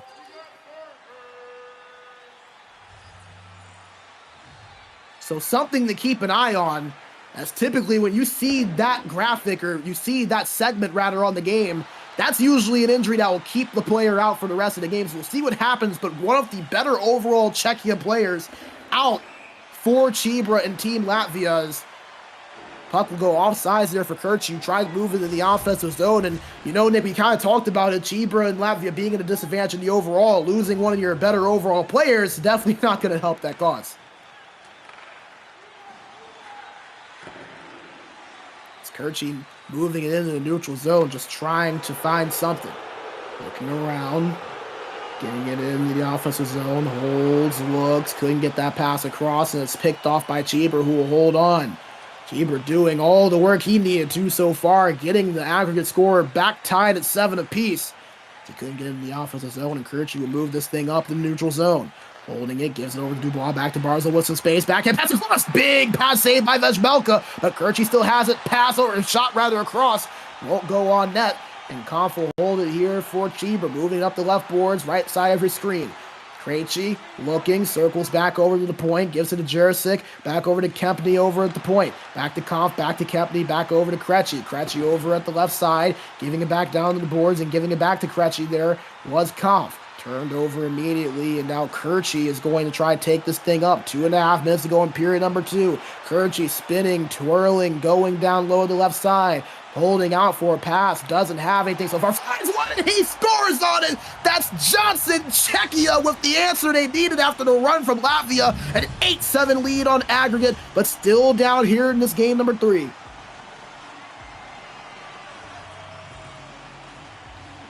As this is Team Czechia versus Team Latvia. The PlayStation side of thing is Kerchi and Czechia rather using Team Canada. That is the team they selected for this round. But for Latvia, picking Team Czechia for the quarterfinal round. You cannot use a team more than once in a playoff, so both of these two sides will not be able to use the teams that you see them using again after today. So nevertheless, we've talked about the strategy throughout the broadcast, and you know, so far, it felt like Team Canada had been a big advantage for Czechia, Nick, but Latvia clawing their way back here with the efforts from Chibra. And this is kind of where you have to hold on if you are Chibra. Get out of this period first and foremost. Maybe you can get a score here. See what happens. No, it'll trickle away. So, you know, this is where you have to hold on. You have to play to your strength. You have to play for what you have, which is a 2-goal lead right now. You have to wonder where Verana's injury plays into this, and if that hit one of their lines. You have to wonder what Chibra was doing, if he was rolling 4 lines or just 2 or 3. All of these factors come into play as now we're in the 3rd period of Game 3. Can Chibra pick up one more and tie it in aggregate to give Rouse the best position to win, or will Team Czechia step up and deliver a strike right here? And that is a really strong point there, Nick. Chibra, considering the overalls, may not be wanting to play that 4th line or maybe even the 3rd line as much as typically you would be able to, considering the overall difference. So Verana, he's one of the higher overall players on this team, whether it be 1st line or 2nd, not totally sure, but still an impact injury. Does that maybe change the way that some of those lines do roll out here if you are Chibra in this game? But he's up by 2 in game number 3, but down by 1 on the aggregate score. He's done his work to get his team back into the conversation at least. It's Kerchi trying to extend that lead back to where it was. He's moving around the offensive zone. He has Team Canada. He goes down low. Holds it, trying to find an option. Doesn't have anything so far. Moves it into the slot. Twirling his way around. Trying to get the pass over to Comtois, but he wasn't open, and Chibra will pick it up and move it up. Gets it to Hurdle. Hurdle moves it past the blue line. Poke check across here, and here comes Kerchi. Partial breakaway. That's Barzal. Backhand held. Pass across. Not going to connect. Spinning backhand from Dubois. No danger. and that will be held on to a whistle. A near dangerous opportunity in favor of Kirchi. Yeah, Kirchi trying to claw back into this game is what we're seeing in front of us right now, and that's really what we have to focus on, is how he's going to respond. And again, how can he get back to that 2-goal lead to make his partner as comfortable as possible? Trying to do, as we saw that game go to overtime on the Xbox side last time, and you know that Rouse and Pep can play each other pretty evenly. Right now, Cheever putting Rouse in a rather good position, but trying to put that in a better position. As here comes Krejci for Rouse, has it over at the right board, holds, gets it the comp, backhand forehand, hits the side of the net. Easy save there for Dreiger. This will be moved up here by Kirchi, and if you're Chibra, you want to be aggressive, but gotta assume you don't want to be overly aggressive to make a mistake. The aggregate scoreline is the concern. You're up in this game. You've done a majority of the work you need to get your team back in the situation. You do not want to make any critical mistakes being too aggressive to get that tie answer. As a shot on, blocker save by Veshmelka. But once again, Nick, you talk about it all night, game management. That is an aspect that Chibra has to keep in mind here. It absolutely is, and if you did your part with that 2-goal deficit that you closed the gap on, you have to be really happy with what that looked like. And I think moving forward here, you got to keep that 2-goal lead. I said that at the top of this broadcast for this game. You have to keep that 2-goal lead at any cost this late in the game. And is there that team communication? Is maybe Rouse in Chibra's ears saying, get me one more? Or is he saying, maybe hold on, I can do this from where you're at right now? It's a pass across, save by Veshmelka. Another play saved by Veshmelka. And that's an example of what we're talking about. Obviously, Kirchi, give him some credit. He's doing a much better job of generating offense. But if you're Chibra, you do not want it to get any more in terms of the lead that Czechia has than what it is right now. Yeah, and this is where you got to watch the counter attack. As you said, Kirchi's been making a lot of efforts here to kind of get back into this as close as possible. And at this point, you're staving off a wave of pressure. You have to come out the other side and at least keep it in this zone for as long as possible. This is really the first true pushback we've seen in this game from Kirchi, who kind of controlled game number one, but it's been the complete opposite here in the second meet between these two sides. It's a pass across. Oh, that might be a regrettable play from Chibra. He had the backhand open, and here comes Kirchi, but a nice defensive play to make up for it from Chibra. He'll get possession back. 4 minutes to go. Chibra up by 2 in this game, but Latvia down by 1 in the series. Holding it right now is Kirchi trying to move his way into the neutral zone. He'll do so.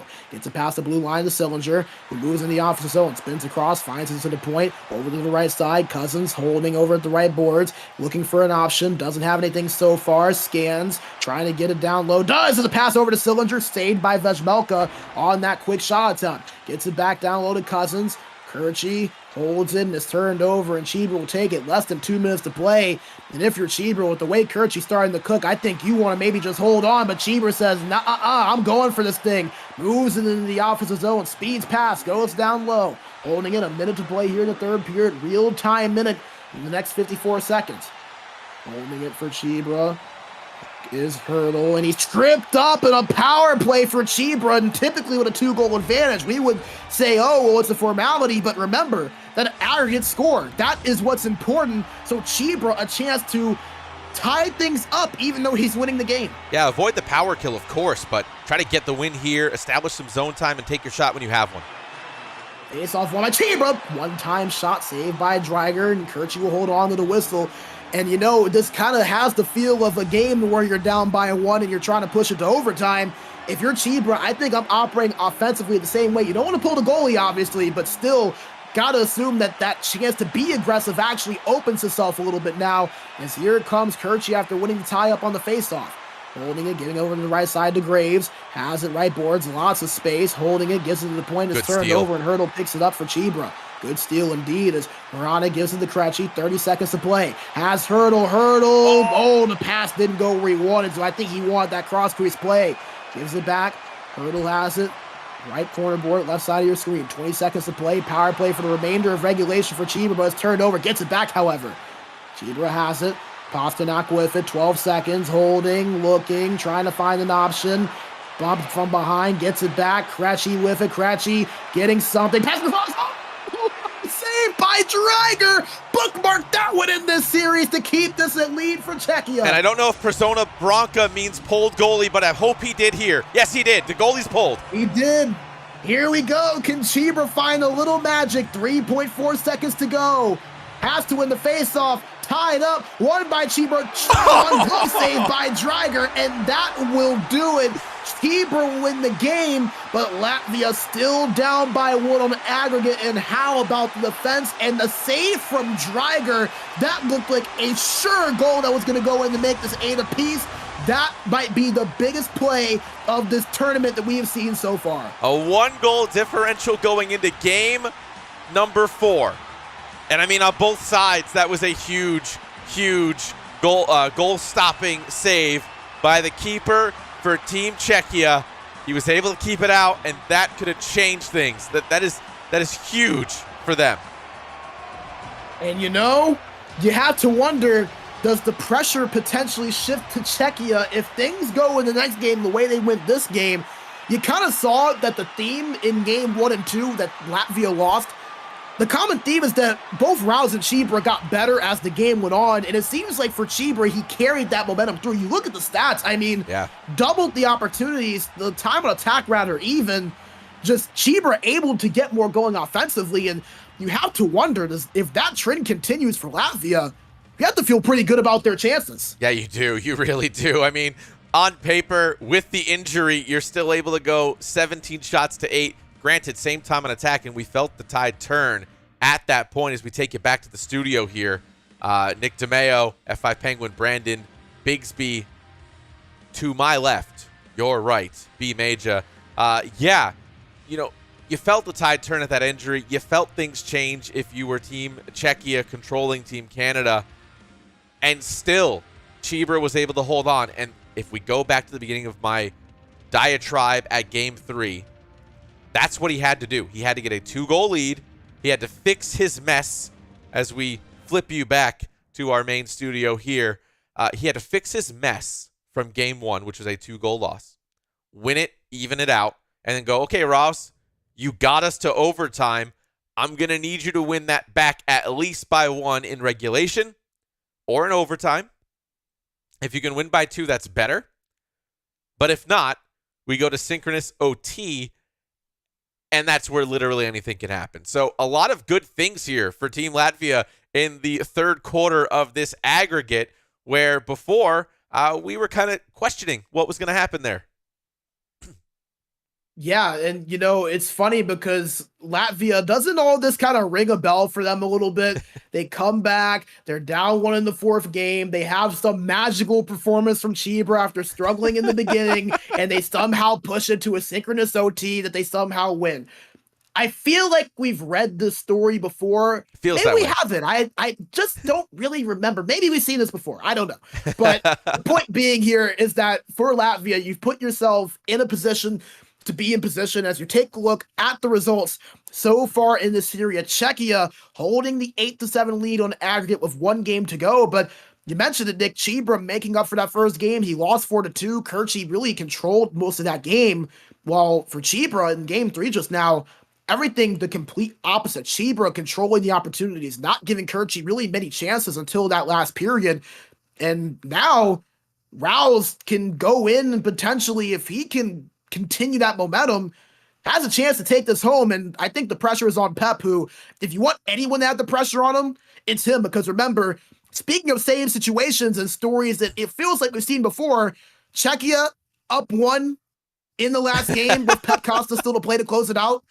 I feel like we've read these books before. Yeah. Maybe I'm losing it. I don't know. It just feels like we have, though. So what are the scenarios? Let's break them down here as we get into the last match of this aggregate. Czechia up by 1 in aggregate, 8-7.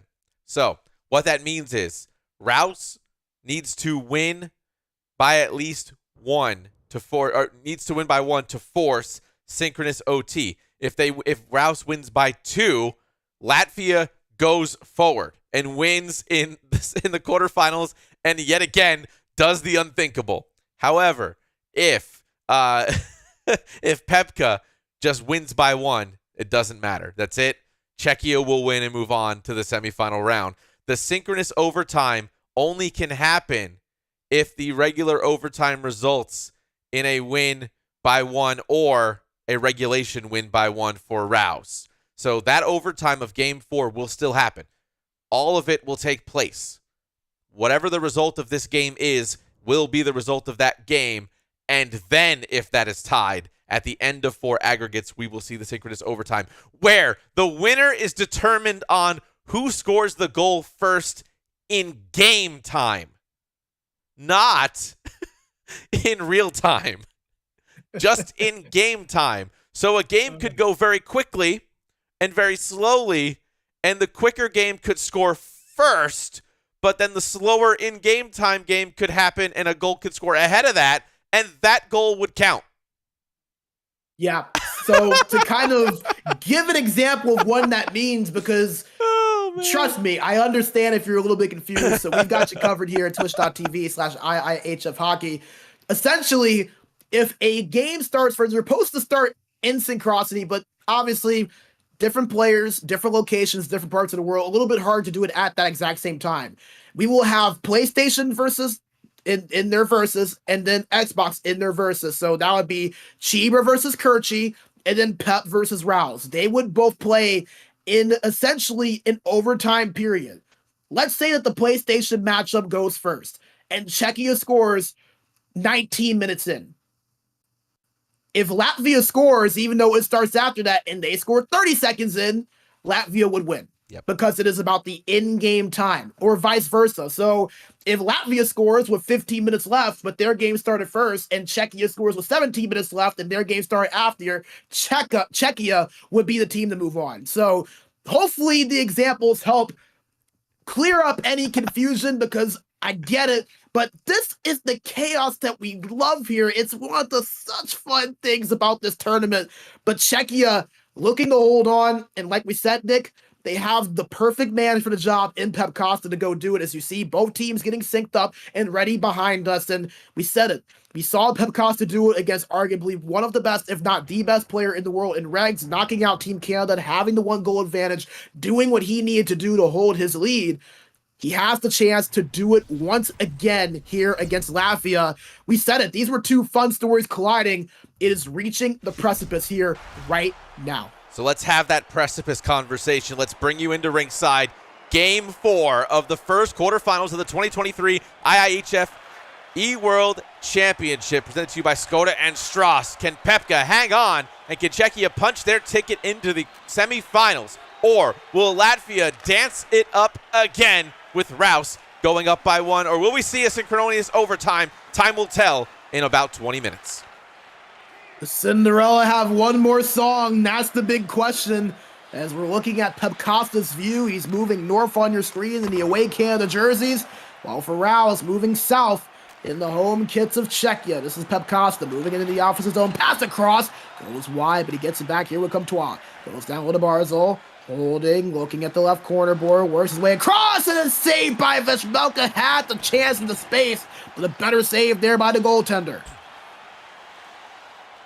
15 minutes to go in the first period. Czechia looking to go to the semifinals for the 2nd straight season. They knocked off Canada in an amazing upset last season, trying to knock off the other upset team in Latvia.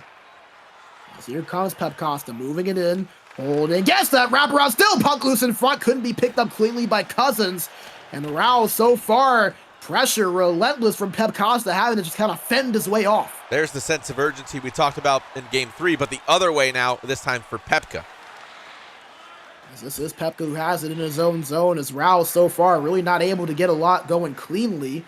And if you're Pep Costa, this is exactly what you want. You have that 1 goal advantage. As long as Rouse does not win the game, you are good. So for Pep Costa, this is business as usual. Don't really have to think about any outside circumstances. You win and you're in. You lose, and either you have to be pushed to an overtime or Latvia advances. So for Pep Costa, the pressure on a little bit to win the game, but you don't have to think about any outside circumstances. Your job is simple, and it's the same job that you've had for years on end, trying to complete that job right now as he moves into the offensive zone.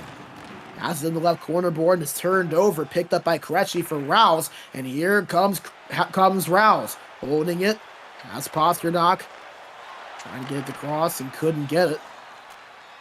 Costa will take it up, moving it up the right boards. Gives it up over to Anderson, but it's turned over. Nice pick off there from Rouse, and he gives it to Verada. Verada holding between the legs move. Rouse gets it back to the point to Kempney, moving his way in, trying to get it to the slot, but a little bit too telegraphed there. Nice job from Pep Costa as he's trying to move into the offensive zone, but it's a better poke check from Rouse, and it will cause Pep Costa to move all the way back as both teams to go for a line change. Yeah, dangerous line change back a little bit ago, about 3 in-game minutes. This one a little bit more smooth. That could have led to Pepka's goal, but Rouse able to stave that one away for now. Upcoming penalty here, though. Yeah, a power play opportunity here for Rouse after the trip up, or excuse me, for Pep Costa after the trip up by Rouse. My apologies. As this is going to be an opportunity here for Pep Costa to get that opening goal. Tied up, face off won by Rouse, moves it into the offensive zone. Finds his way behind, and then Pep Costa will operate here on the breakout. 5.5 minutes to play, a minute and a half on the power play to go here for Pep Costa. Passes it to Barzil, holding pass across, picked off by Rouse, who tries to get it out, and he will. Trying to play power kill here. Moves it in the offensive zone, working his way in, holding, shot across, goes wide, and that's some of that game management. But here's a chance here for Pep Costa. Gives chase, has it in the right corner, tried to pass it across, but already there was Rouse, who will just dump it across that time. But that's some of that game management, not dumping it, but knowing he needs the goal, trying to go for it there on the penalty. Yeah, you have to go for it. You got to try to get your power kill going there. And he had a good chance, but almost that counterattack did him in. Luckily, we're still at 0-0 if you're Team Latvia. As the power play ends for Pep Costa, not able to get the goal to go in. So we're tied at 0 in the game, 3 minutes to go. Czechia still in the lead as here we go, a chance for Latvia. Couldn't get that pass across. There's a nice defensive play there from Pep Costa. He's made a few of those here early on. Moving up the boards, not able to connect cleanly on that pass, and it'll be Rouse to come up with it less than 2 minutes to play. Opening period between these two sides as Kopf moves it up for Rouse, stops, goes, moves it over, Spasik holding, trying to get some space, couldn't get it, and a nice defensive play once again from Pep Costa with 30 seconds to play. Dumps it over, a little Omaha play there potentially as they'll both give chase to it. Pass will be swiped across there from Rouse, but Pep Costa will pick it up. 5 seconds to go. Pass over, doesn't go cleanly. Rouse will get it, holds it, dumps it away, and that will do it for the open period. A scoreless period, but nevertheless, a lot of action here between Rouse and Pep Costa trying to move their teams onto the semifinals. And I think that the pressure actually is probably a little bit on Pepka right now to get this first goal, because more scenarios favor Rouse than they do Pepka right now. And I think that's what you're worried about, is how does Rouse deal with what's about to take place if the scoreline holds at 0. I think Pepka's really got to go ahead here and get this first opening goal in this contest to even feel good about being up by 2. If Latvia wins by 1 goal, it's a parallel overtime. If they win by more, they're in. All that Pep Costa has to do is win in any shape or form, and Czechia moves on to the semifinals. So the job for Pep Costa simple despite the pressure. You win and you're in. Like you said, though, Rouse a lot more possibilities, especially if he gets that first goal. I feel like whoever gets the first goal, that's really who has the advantage here in this game, because if Latvia ties this up, all of a sudden you start to think here a little bit if you're Pep Costa, but he doesn't want that to happen. He won't have it happen. Opening goal for Czechia, 9-7. They lead on the aggregate. Well, there's that opening goal we talked about and the cruciality of that goal afoot.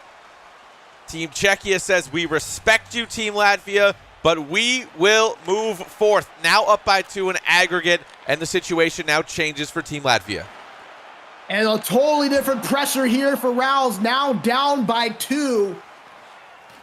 Having to score more than the 1 goal. Pep Costa still applying pressure, holding at the left corner board. And now if you're Pep Costa, we've talked about game management. Another wrinkle of this, do you just try to play defensively and hold? No, I don't think you can, not with this much time left. A lot of time left, as you mentioned, 14.5 to go here in just period number 2. We saw Rouse score 2 unanswered after being down by 2 when these players first met. Backhand saved after the play. Couldn't get that to go. A nice chance from Pep Costa, who's cooking all of a sudden. Has it to the left boards, holding it around, spins his way through, chances slot, pass across, holds it, couldn't get the shot to go. Another shot there afterwards from Dubois, dangerous chance saved by Veshmelka, and Pep Costa all of a sudden getting all the chances after just one shot combined in the first period for both of these two players. That delay was smart, and I thought he had him on the far side, but just danced in front enough to get the goalie to move back into his spot. We're still at a 1-goal lead. Yeah, he didn't pull the trigger at first, and you wondered if that was an accident, but I think, as you mentioned, Nick, that was all by design. It's a chance for a Rouse, saved by Thompson. And here comes Pep Costa. Holding, looking, has it, poke check in front, and he scores! Pep Costa gets a 3-goal advantage for Czechia, and he may be slamming the door on Latvia's hopes with that goal. This is the respect that they know Team Latvia can do things. When the pressure is on, he is putting the pressure on them and forcing this game to be on the shoulders of Rouse. This might be insurmountable now, halfway through game number 4. But Pepka doing exactly what he needed to do, which is get ahead, get early, get a goal, and now he's got the insurance marker. Pep Costa, the closer, potential deja vu from last year. Can he seal the deal? Can he finish the story? Holding it in the offensive zone, has it down low to Mercer. Mercer looking, holding, gets it, just trying to find a little space, trying to work his way across. And a nice poke check there from Rouse. Holding it is Rouse, trying to get something here to get the momentum back on his country's side. Remember, he came back from down 2-0 in the first meeting between these two. He'll need to do so again and at least have a chance. Has a chance there from Acosta, puck loose. Veshmelka, he's going to play that out. A risky play there from Rouse. That would have been dangerous if it didn't go the right way. It's February. He played those in February. He knows what time of month it is. As Rouse not able to get anything going cleanly in the offensive zone. 5 minutes to play here in period number 2. And for Pep Costa, one more goal. And you got to assume they may be able to seal the deal as that pass goes awry. It should go for an icing. Will not. Pep Costa will move it in. Lots of space. 3-on-2. Splits the D. Forehand. He scores. Pep Costa right down the middle. 11-7. Czechia leading over Latvia in the aggregate. And now it becomes a bit of an insurmountable challenge. I will never rule out Latvia. I told you this in the pre-show. But things don't look great for them right now. Pepka, though, for Czechia, getting that 4-goal aggregate lead and trying to get his team over the hump that is Team Latvia into the semifinals. The closer potentially sealing the deal for his country, but does Latvia have a little bit more magic in them left? We've seen some crazy things. This right here would top the list if they could manage this comeback. 2.5 minutes to play in period number 2. Rouse is going to have to pull a few cards up his sleeve and put them right in the middle of the table to make this happen. We'll see if he can. But Pep Costa, the story right now in this game, performing in the clutch right now. So he's trying to move into the offensive zone. He works his way in. Has it down low. 30 seconds to play here. It's a fast 30 seconds in the second period. Rouse gets it, holds it, gives it back to Krejci over to the left side. Toe drag, space, pass across. Nice pick off there from Pep Costa, denying the chance. That's a big defensive play, as that will do it for an electric second period. 3-0 lead in the game, but a 4-goal aggregate lead for Czechia.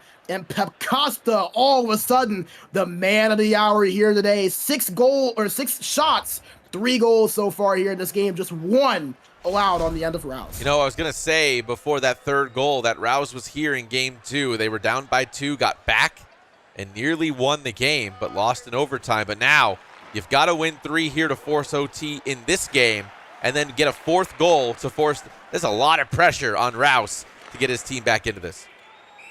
A lot of pressure. We'll see if he can answer to it, because you have to remember, he's not only going to have to score 3 goals just to push it to overtime, he also has to win the overtime. So you can't allow Pep Costa to score again, and you have to score 4 unanswered goals. So the challenge is massive for Rouse. Pep Costa now I think is where you do hold, and you're just trying to play as defensively as you can. Drain that time, not allow anything, and defensively do the same thing you've been doing, but a beautiful turnaround backhand finds its way for Pep Costa. A little bit of flair to seal this thing potentially for Czechia. Get that 12-piece with an insurance stamp. That was a statement goal and a beauty of one. We saw Chibra goals last week. That's a beauty of a goal by Pep Costa right here in period number 3 of the last game of this series, and another one right there. 12-piece and maybe an extra nugget in the basket right there. Pep Costa makes it 13-7. I mean, at this point, you might as well add a drink to the order. Go ahead and wash it on down with. An amazing performance here by Team Czechia when the pressure was on them to keep Latvia at bay. They answered and did so emphatically here in this first quarterfinal matchup of this championship tournament. And you know, Nick, we talk about this all tournament long, that team-oriented facet to this tournament. But sometimes you're going to need to step up in those big moments when your team, your country needs you to step up in that clutch situation.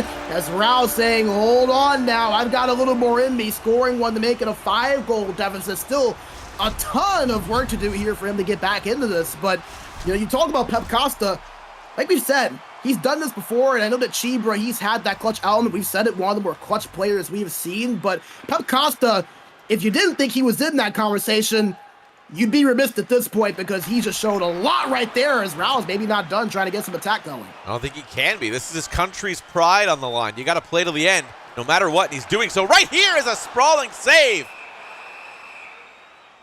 Oh, man. Sprawling save by Thompson. Oh, man. And how about that? Pep Costa, I mean, he's scoring the goals, he's making the plays at the defensive end, and now he's even getting the saves. He definitely is, and I mean, that's what you want here, right? This is what we play these playoff tournaments for, are these chances, and for your country's pride on your back, no matter what the outcome is. Costa gives it over, backhand from afar, and he puts it past the left shoulder. That's Anderson, and the glimmer of hope for Latvia may have just ended on that play. It's a 6-goal advantage. Pep Costa slamming the door. I think it's easy to say that for Team Czechia, he is the man of the day right now. Man of the day, man of the hour is Pep Costa. I mean, we were just kind of talking about before that goal went in for Rouse, but clutch players, Pep Costa, not just in the tournament, but maybe in the world at this point. We've seen him do it 2 years in a row now. He's got to be in that conversation. I think you're right. I think that's what happens here as we look at our charts. You know, they won the quarterfinals 11-9 versus Canada in Group D. They were there last year. They missed the finals by losing to USA. So, I mean, they've been here before with the pressure valve turned all the way up against a top-tier, elite-performing Team Canada, and they beat them by 2 goals. Yeah, and I mean, you kind of look at how things ended up faring. I mean, for Czechia, you got to wonder, could this be their year? Could this be the opportunity for them to finally break through? You mentioned it, making it to the semifinals last year. They lost to the U.S., who lost to Finland in the final, but nevertheless, you have to remember, Czechia, they were a 2 seed last year. This season, they are a 1 seed. So it kind of goes to show you, they've gotten that advantage on their side. They've improved a little bit this season. Pep Costa coming back, adding Kirchi with him, who has been phenomenal. Maybe this is Czechia's year to make a little bit of noise and crash the party. Yeah, change up the formality of U.S., Canada, Sweden, Finland. Hey, we got Czechia in the mix now. As Pep Costa still maybe looking to apply a little pressure. 5 minutes to go here in this third period, but the result of the series, a near formality, as Kepi moving it up for Rouse, looking for space. Couldn't get that shot to go with a little bit of space. As Pep Costa gets it, he'll hold this and move it into the offensive zone past the blue line. Does so, holds, pass to the slot, hit off a skate, and will deflect all the way to Kampf. And, you know, you look at Latvia, we talked about Czechia a little bit. maybe not the result that they'd hoped for, but once again, making things so interesting and representing their country about as well as I think that anyone could have asked for. As a squeaker of the goal goes in there, and I think that's going to be waved off for a potential kick-in. But like we said, Nick, I mean, Latvia, they always make things interesting. Their fan base always represents, in my opinion, just as well, if not better than any country in this entire tournament. Not the result that they had last year, making it to the semifinals, but still really happy, proud of what they have done, the way they've represented. Absolutely, and you can't knock that effort, knowing what their team was facing with their team choice, knowing that if they got through, they had to keep one, made the selection, just fell short here in this 4-game aggregate. It's just 53 seconds to play here in period number 3. And it will be held on to for whistle. 6-1 to score here in this game, and Pep Costa just continuing to kind of apply that pressure, even despite being up here in this game, getting some opportunities for himself.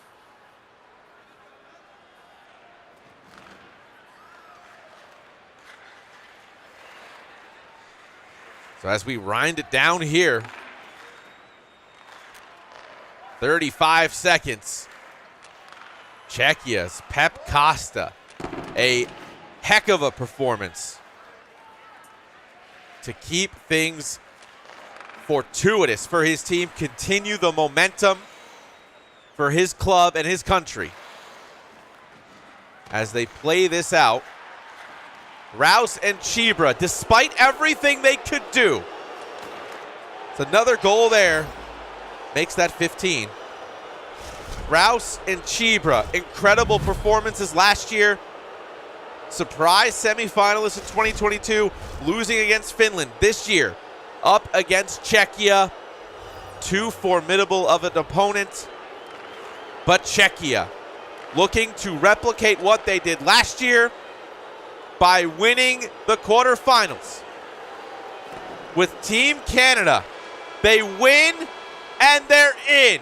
Czechia to the semifinals for the second time in a row in this IIHF eWorld Championship, as they are victorious in these quarterfinals.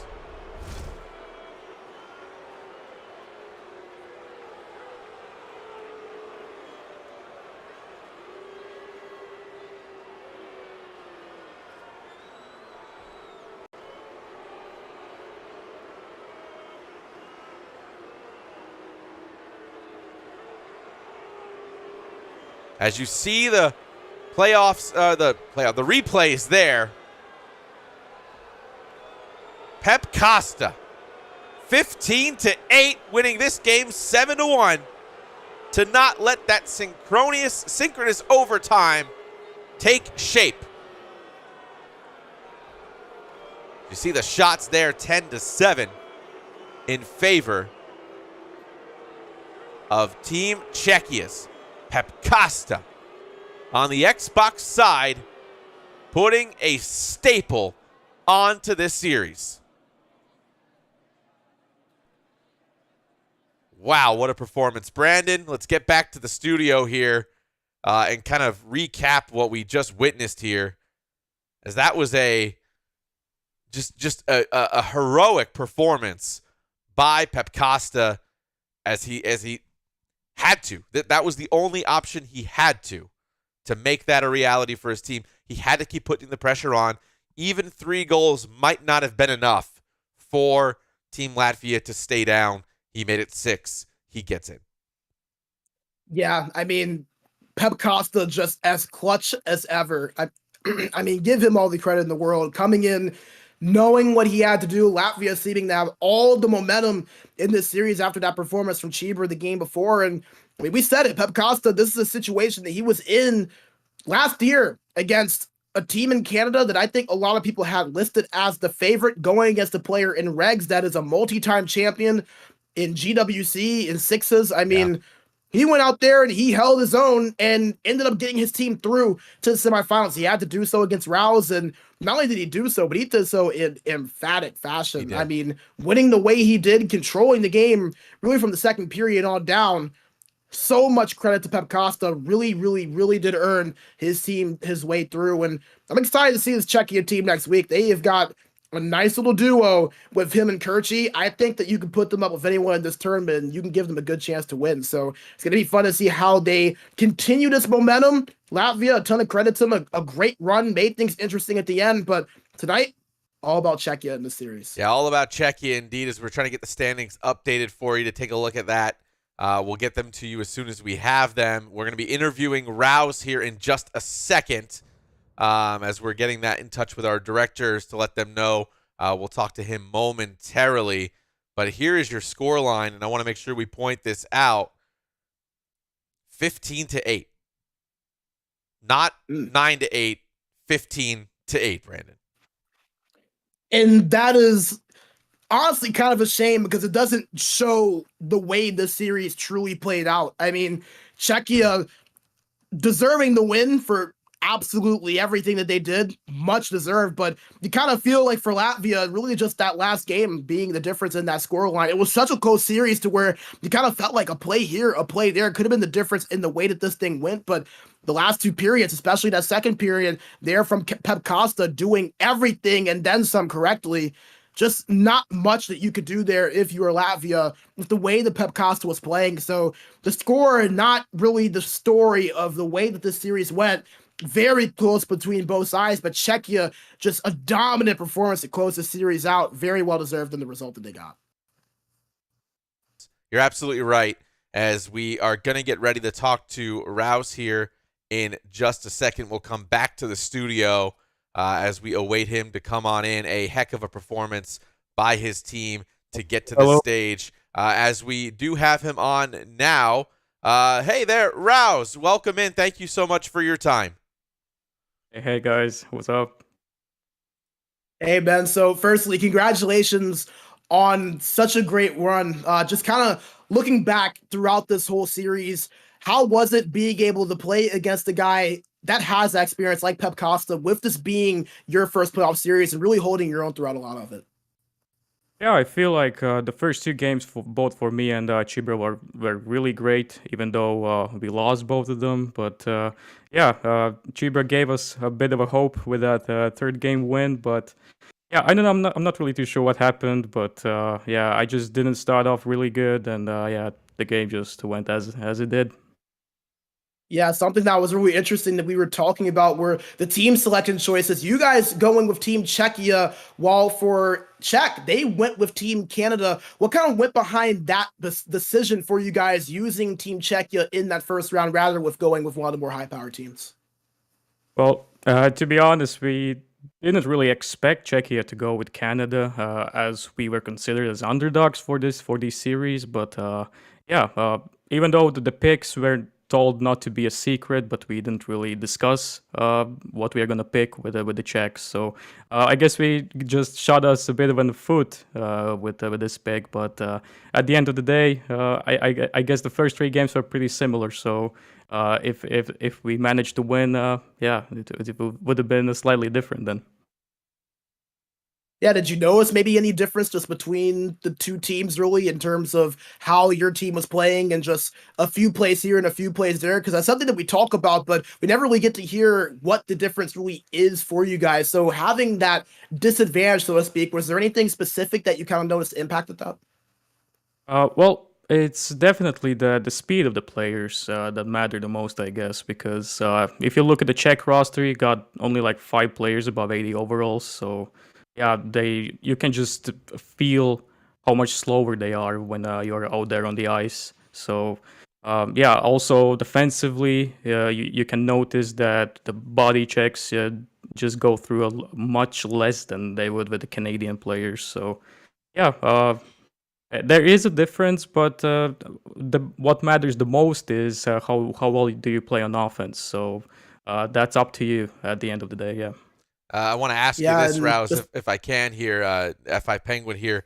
I want to talk about this for your country. You know, last year we had the privilege, the honor of covering you Team Latvia's journey through the playoffs. A lot of fans in the chat. Every time we go into chat, Latvian flags, Latvian celebrations. just how important is it for you to represent your country, knowing that they support you full on as you guys were working your way through this tournament? Yeah, it really was an honor, and the I guess the main task for us was to get to the quarterfinals, so that's what we did. Of course, once you get there, you will always want a bit more, but yeah, it was a bit of a letdown at the end with that game 4, but we did what we could the best, so I'm happy with the result at the end.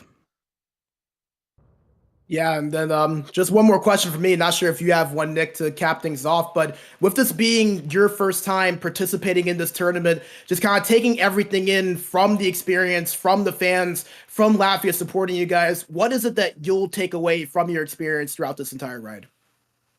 Oh man, playing in a tournament like this, it's always a big challenge for everyone, I guess. So really happy that I managed to get here. Of course, we could have done more, but congratulations to the Czech guys. They did really good. So the best team wins at the end, and yeah, that's it. Good luck to all the other teams. Last question for you, and this is a chance we give everybody that's able to be on with us for these tournaments.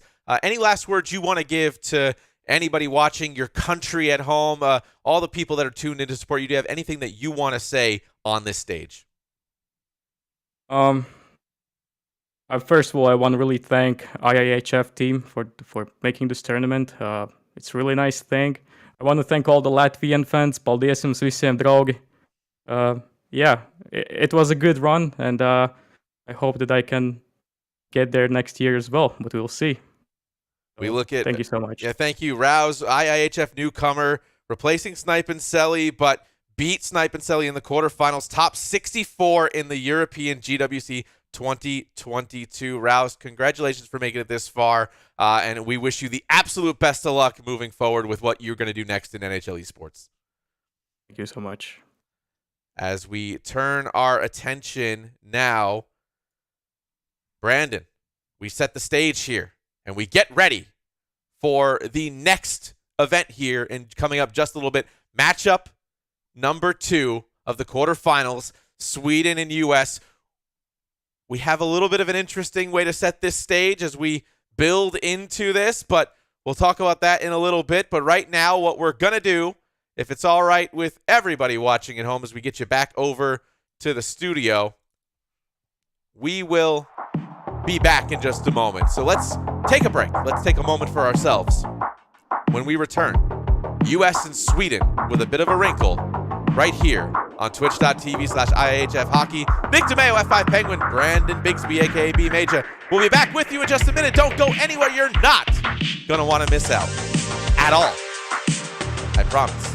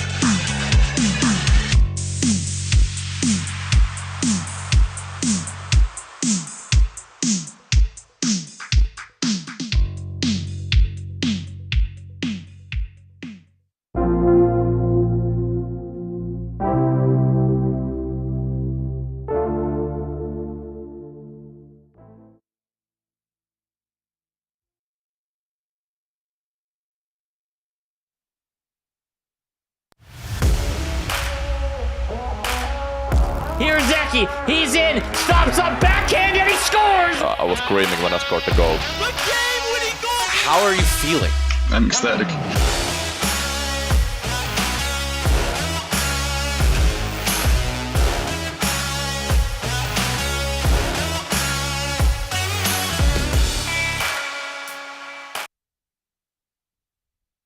Thank you for sticking with us. We are back here with 2023 IIHF eWorld Championship playoff action. We just saw our first series wrap up between Latvia and Czechia, with Czechia winning 15-8 on aggregate and moving on to the quarterfinals. Brandon Bixby, aka B Major, and the man with me to my right, Mr. F5 Penguin, Nick DeMeo. And Nick, we saw a great first series. Our second series upcoming here, just a matter of moments, one of the more highly anticipated ones of these playoffs. USA versus Sweden, but with a little bit of a twist to it.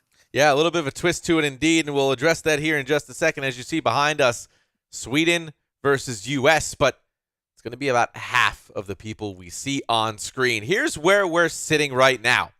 As it came into play, Ekin unavailable for today to play his matches against Cookie. So all of the gravitas from last week that we talked about what needs to happen for Ekin and his country, Ekin out against Team USA here in this tournament, which puts Antonio Mannin into the spotlight.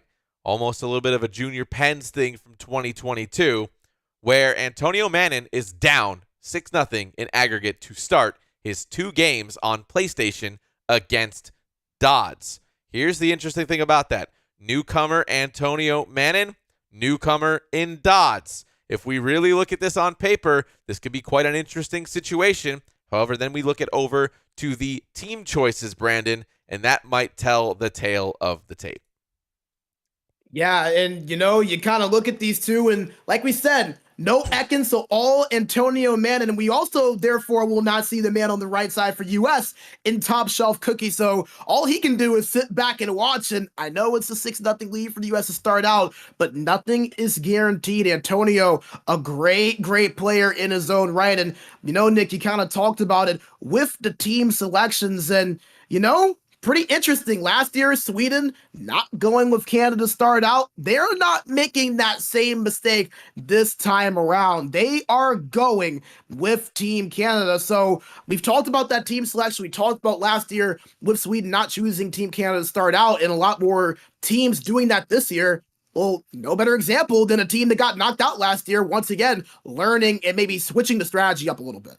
Yeah, absolutely right. As we get the stage ready here and set things forward, you're right. It's team strategy, and I think at this point, the teams are pretty close. Canada's obviously the best team in the game, USA being a close second, and Finland could be in that conversation probably as well. But you look at what's on paper, you got to win by 7. And the reason for that is because there can't be a synchronous overtime because one team does not have the ability to play. So Antonio Mannin not only has to get tied, bring it to 6, he's got to win by 7 in 2 games. He's got to win 1 game by 3 and 1 game by 4. And Brandon, I don't know if this is possible against somebody like Dodds, who, we look at on paper here, represented New Jersey Devils in 2021, Lightning in 2022, finished top 32 in the GWC and NHL 21. Not a player that necessarily can't play. Obviously, we saw the performance from last week that got us here. He's in prime position to probably win this tournament or win this series, at least in the quarterfinals, for Team USA. Yeah, and I mean, you look at Dodds, he's a guy that's plenty accomplished. I feel like in terms of the North American community, I think he's one of the more underrated elite level players in the 1v1 scene. I mean, you mentioned that it was represented both the New Jersey Devils and the Tampa Bay Lightning, has had some success on the GWC end. This is his first time in this IIHF eWorld Championship. We got to look at him last week, and I mean, pretty impressive display there for the most part. Did have the one tough loss against CAD in Canada, but aside from that, I mean, really felt like he was rather flawless really from the top to the bottom. And for Antonio Manning, same thing for him on the Sweden side. Maybe one of the more underrated players on his end. As you see that graphic there on the back end of our screen. I mean, he's a guy that's plenty accomplished, represents Fediestad BK on the Sixes side, has won some things here on that Sixes end, and is just now starting to get some of that recognition on the 1v1 end. And this being really one of his first major accomplishments on that end for 1v1, representing Team Sweden. And let me tell you, if he finds a way to come back, score 7 goals on the advantage in aggregate, that is going to be a story that will live in lore for this tournament for a long, long time. And we saw the Latvia story last year. We saw the Junior Penn story. We saw the game winner from Eki and Vatu in the final versus the U.S. when Finland won. If Antonio Manning pulls this off, this is going to be probably the biggest shock we've ever seen in this tournament. Down by 6, has to score 7 with the circumstance of Ekin not being able to play today. This would be massive. So if you're Dodds, I know you have that advantage, but you have to be ready to go. You cannot let your foot off the gas pedal. It would be a massive mistake to do that. And he's the guy that carries himself rather professionally. Don't expect him to do that. But it's going to be fun to see maybe if Antonio Manning can step up to that challenge and make things interesting. Yeah, could Antonio Manning turn into Antonio the Manning? We will find out in just a few. Thank you very much. Few short moments. But of course, that's going to require a couple of things. And the first thing it's going to need is a couple of huge goals. Let's take a look at the top goals from the group stage right now. So that is a massive goal for Kevinator. The pressure shifts now to Maverick, but a chance of Lady Brunette, a breakaway. He scores on the forehand. Lady Brunette ties it up to 2. I said she had to answer the call, and she did. Cheever gets it back. Near dangerous chance, and here's Cheever now on a chance. 1-on-2, spins. Oh, what a play! Cheever ties it up. The prettiest goal in a tournament right there. 2-2. Cheever with a beautiful goal. The goaltender here. And again, going north on your screen is Ukraine. Tech face off one by Rouse. Back to the point. Shot in and scores! A point shot tipped in. A beauty of a goal set up there from the point to point. Hey, that's Junior Penn's-esque right there on that D-to-D. That shot goes in, and we now have a lead again in this contest. 3:30 to play. 6-5 now your score. Gardendale up ahead. Dodds trying to tie it. Shot, and he scores on that same side. That's Dawson Mercer. And Dodds once again comes back from 2 down and ties this game up even. As it's 5-7 now. Dodds closing in on his matchup against Cat. They took a timeout in that matchup. Bring you more there with under a minute to play. Here though, 2.5 to play. There's Cat with a shot. He scores. Or Ray with a shot, and he scores. Greg short side gets a chance, and it's 2-2. This game is tied late in the third. As you saw there, some of the highlight goals from last week, this week, no exception. Great goals from the Czechia and Latvia competition. But now we turn our attention to U.S. and Sweden, but only one side, Brandon. Yeah, only one side. So for those that missed it a little bit earlier, we're only going to have 2 of the games. It'll be Dodds versus Antonio Manning on the PlayStation side. Ekin for Sweden, not able to make it for today's game. So therefore, 3-0 victories in favor of the U.S. Top Shelf Cookie getting those victories by virtue of Ekin not being able to make it. So it's a 6-0 advantage for the U.S. because of those 3-0 forfeit scores. That means the Antonio Manning will have to, at the bare minimum, score or win by 7 goals, rather, essentially. He's going to have to score 7, win by at least 1. He can't go to the overtime because there is no simultaneous overtime since there is only one matchup to be there. So essentially, Antonio Manning at bare minimum has to score 7 goals. He can't allow more than what there already is. So his work is cut out for him. But if there's any player in this tournament that I would probably knock in to say, hey, I feel like they can maybe do this. I mean, you look down the list, I mean, Antonio Manning, he has to be pretty high up there. Yeah, I think he does. And I mean, if we wanted heroics, now's the time to get the heroics. So this is what we got to watch out for as we get you set for this matchup. They're about ready to go as we see them right here, ready on your screen. We're going to be following Dodds, at least for right now. So he'll be moving north on your screen. Here's the team choices. Again, Sweden chooses USA. Or sorry, Sweden chooses Canada. USA chooses USA. So let's go into it here.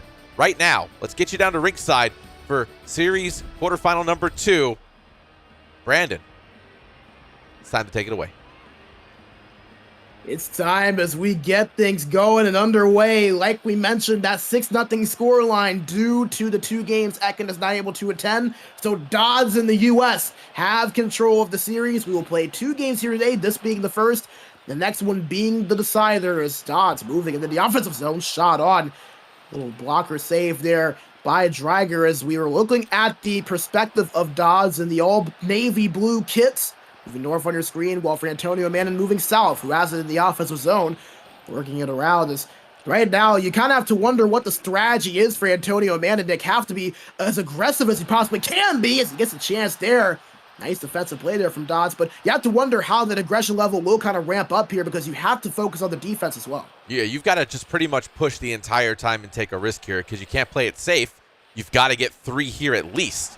So what does that look like? I don't know. So we'll have to see for Antonio Manning how he responds. Feel out process in period number 1 for sure, I'm sure. But with Dodds, he's probably in good shape as well. He doesn't have to push. He's up by 6. So that changes how he plays. But will it be too safe? And we'll know that here, an answer to that question in just a few short moments, I'm sure. Yeah, and that's kind of the counter here. And I feel like if I'm Dodds, if I'm the one holding that controller, nevertheless, I don't have the skill that Dodds has. But if I'm him, I'm not changing my game at all. I'm not letting my foot off the gas pedal. I am playing this game just as if it were 0-0. I do not want to be too conservative. Allow Antonio Manning to get some of that momentum going and have him be able to really kind of get that train of momentum on his side where he starts to feel like, hey, I have a chance at this. So I think if you're Dodds, you have to play your normal game. Once you get a goal or 2, I feel like then maybe you can kind of back off a little bit. But still, 2-3-0 wins and it's a tie situation, so you never know. Antonio Manning definitely could make something happen. He has it in the offensive zone right now as he's working it around, but it's turned over. As Dodds going to orchestrate a line change and will hold it in the zone end. Antonio Manning still putting on pressure, but a nice pass from Dodds creates some space. Goes down the left boards, holds it, looking for something, holds it backhand, trying to get anything he can. It's going to go behind and then turned over here as Antonio Manning will pick up play. Gets it up the offensive end, gives it over to Graves. Graves, Cousins up the left side, trying to find something but could not. Now it'll be turned over and Dodds will take it up. Has Bordelot, moves it up the right side, trying to get something, moves to the left side now, waits, looks, holds, shot on, saved by Dreiger. Another chance, another save by Dreiger. And Antonio Manning will hold on to the whistle with 8:03 to go here in the first period. 8:03 to go in the first period, and Antonio Manning already starting to try to get some stuff going for his squad. And we'll have to see how this happens. I mean, knowing this also changes how things progress. So that's going to be really fun to watch how they move forward, knowing what the scoreline is ahead of time. Yeah, and that's kind of one of those things to where obviously not a good situation, but at least if you're Antonio Manning, you know the situation, you know what you need to do, kind of able to strategize a little bit behind that, knowing that he's going to have to really win at least 4-0 and 3-0 at bare minimum, and that would be with 2 shutouts. So a lot in cut here for Antonio Manning trying to make the improbable happen. We'll see if he can. This is Dodds with possession in the offensive zone. He's tied up at the boards and it's jarred loose and given all the way back to the opposite side, and Dodds will break this out here once again. Passes behind him over to Watson. Try and give it over to Gauching, out to the left side, but nothing available. He'll give it back over to Jones, who gives it over to Watson. Watson holding, trying to work his way as Dodds. Not able to do so after the bump, and here comes Antonio Manning. 3:20 to play here in the first, and if you're Dodds, you're absolutely content with the way this game is going, knowing the situation. Yeah, time winding down. It doesn't really much matter for Dodds to get too many goals. He just has to, not lose by a lot. So that's a very different strategy. But if we go back to, John Tortorella's statement, safe is death. So too safe is too dangerous, and that might also do him in. A lot of storylines here developing. Manning. Yeah, tons of storylines here developing as Antonio Manning working his way around, trying to get something going here as he works out to the point. to White Cloud, who holds it, gives it back over to Mercer, back over to Holden at the opposite side point. Mercer's way to his up, and he scores a beautiful cycle from Antonio Mann, and he gets the opening goal, so to speak, of the series start. Is still down by 5, but you have to just do it one play, one piece at a time. Antonio Mann just sawing into it a little bit there. And I mean, the other side of this, as I said in the pregame, that you got to win 1 by 3, 1 by 4, but not necessarily. You could have a blowout game if that does happen. You know, we've seen it happen before in NHL esports. A 5-1 game or a 7-1 game like we just saw with Pepka and Rouse. We could see that here, and if we do, then that changes how we actually look at the game's number 2, where you don't need to win by 3. You just need to win by some.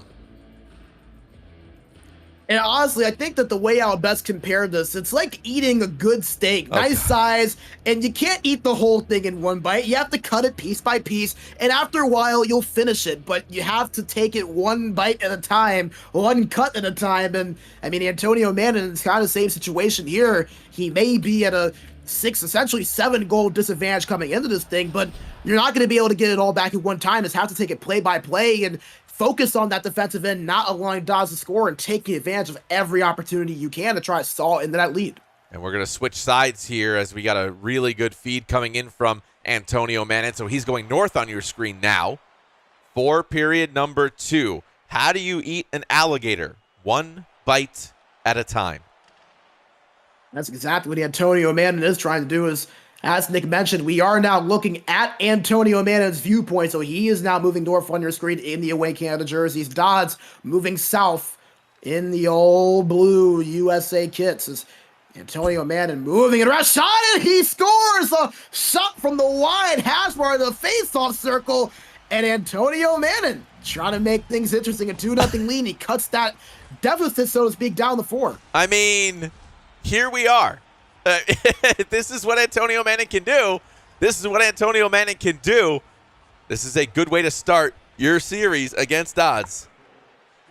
Tied up, faced off, won by Dodds. And, you know, you kind of wonder for Dodds, and Nick, would love to get your view on this. Maybe a little bit of a wake-up call after those first 2 goals went in. You obviously think, sure, it couldn't happen, but with every goal the Antonio Mann scores and Dodds doesn't respond, the realization of it becomes more and more realistic. Yeah, I think you're right, and I don't think you obviously don't get a wake-up call after 5. You get them after 2 here, especially when you're a top player like Dodds is, new to the international scene, but represented well as we talked about, as he's on the attack here, and that's a chance, and I think we'll see more of those here shortly from him. I don't think he's going to go quietly into that good night. And that's exactly on cue. He's not going quietly. The wake-up call was answered. A goal for Dodds, 2-7 aggregate now to score. That's exactly what he needed to kind of stop some of that momentum that Antonio was starting to garner. Yeah, you have to. You have to cut in. You have to slow it down. You got to not allow too much momentum to swing one direction. And now we've got an even game on paper here, at least in the first quarter of the aggregate. Or in the third quarter of the aggregate, I guess, if you look at it that way. But nevertheless, still plenty of time left to see some heroics here. Plenty of time left, halfway through the first game of 2 that we will see tonight. As Antonio Mann and Dodds facing off on the PlayStation side, the Xbox side already predetermined. 2 wins for the U.S. Second not able to participate today. Antonio Mann trying to keep his team in it, but Dodds not letting it happen. A beautiful setup on that goal. 2-8 aggregate now to score. He ties the game 1-up score at 2 apiece. What's our good friend Lime say? If we would have known it was going to be like this, we could have started here. Sounds about right to me. Sounds about right to me. It's 2-2. Dodds with the 2 unanswered, and he might not be done working in the offensive zone, but it's turned over. And, if you're Antonio Mann, and runs like that are just absolute detriments for you. Trying to get a big run of your own, and Dodds being able to respond like that really does harm those chances. Dodds retrieves the puck in the defensive zone and moves it into the neutral, trying to get something going, but it's a turnover. Here comes Antonio Mann, and a little bit of space, a little bit of time, has a little bit of a play that he can make. Looking around, trying to find something, holds, looks, pass across, and he scores on the backhand. Antonio Mann, and he's not going down without a fight. He's going to keep on clawing, cuts it back to 5. And I mean, what else can he do? Sweden's got the countries looking at him right now. Antonio Mann says, okay, I'll take the challenge. I'm going to do everything I can. An amazing, amazing answer there from Antonio Mannon at the best possible chance there. And to me, if you're Antonio Mannon, this game one is the really important one, because if you can get another couple of goals, you're only down 3. 3-0 win is not crazy. A 4-0 win, rather, is nothing crazy. Remember, the simultaneous overtime wouldn't play into effect due to Ekin not being here. So you gotta get 4, but a 4-0 win, not crazy. So here comes Dodds trying to respond. No room. Nice defensive play from Antonio Mannon. Shot across, goes wide, and it'll be picked up by Antonio Mannon. But really, I mean, Antonio Mannon setting himself up in a good position.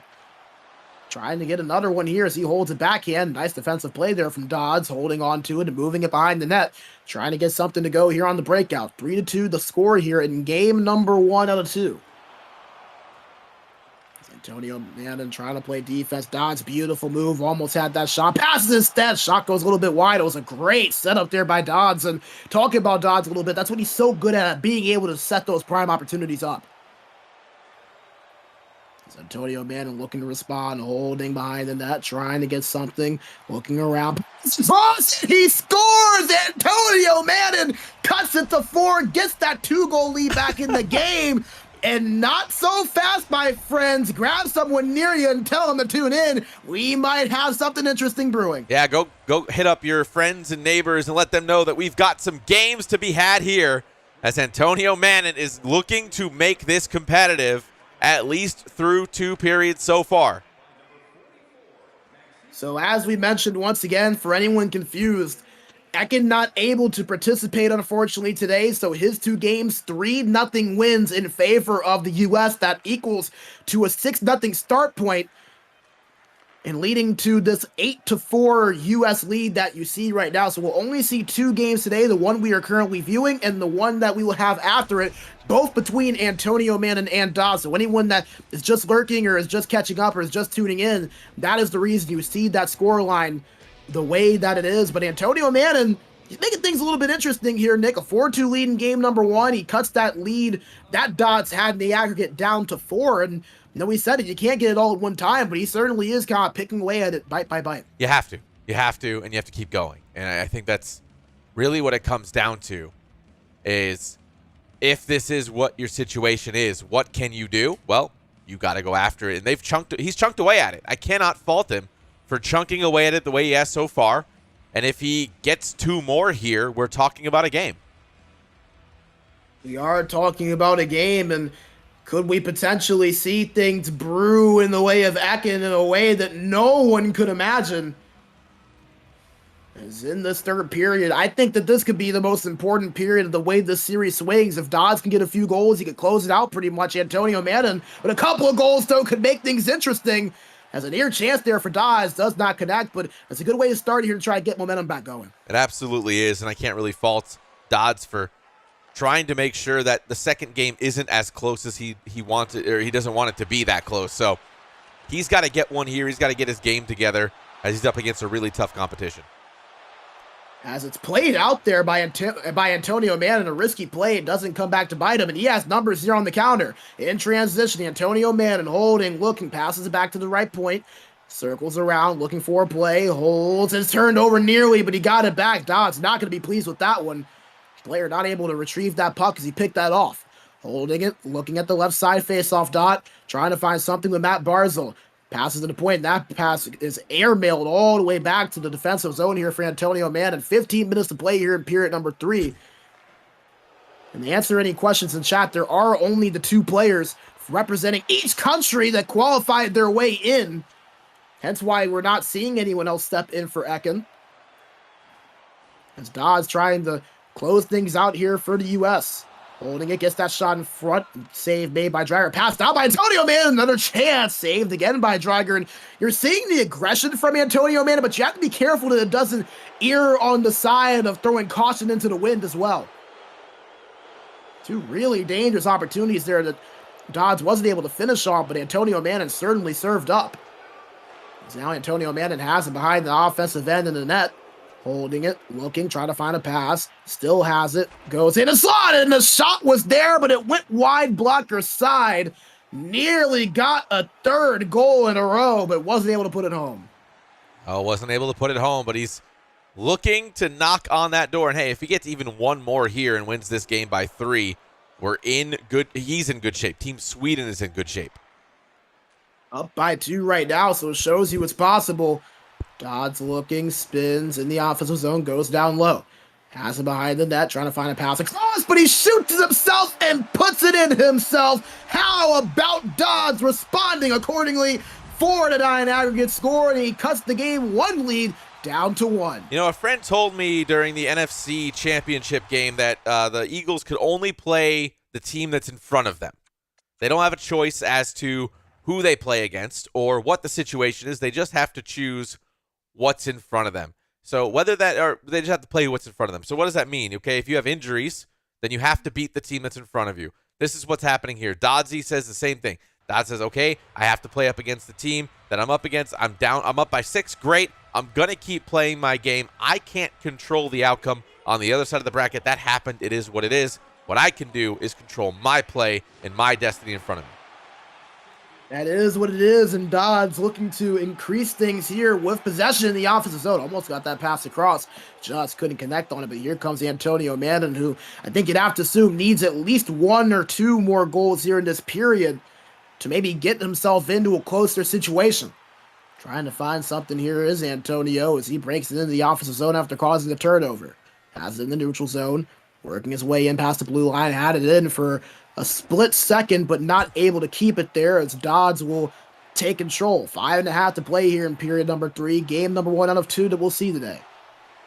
Dodds holding it, breaks it in, holding, gives it down low, trying to find some options, doesn't have anything, and it will be turned over to Antonio Mannon, who's trying to get something going now. 4 minutes to play in period number 3. Antonio Mannon leading by 1 in the game has a big hit on the boards, and here comes Dodds. Has it up the boards, 2-on-2, spins, twirls, gets a chance, but saved by Dreiger. Another opportunity, shot on, saved again by Dreiger. Antonio Mannon plays it out, and it's a shot on, poke checked in the slot.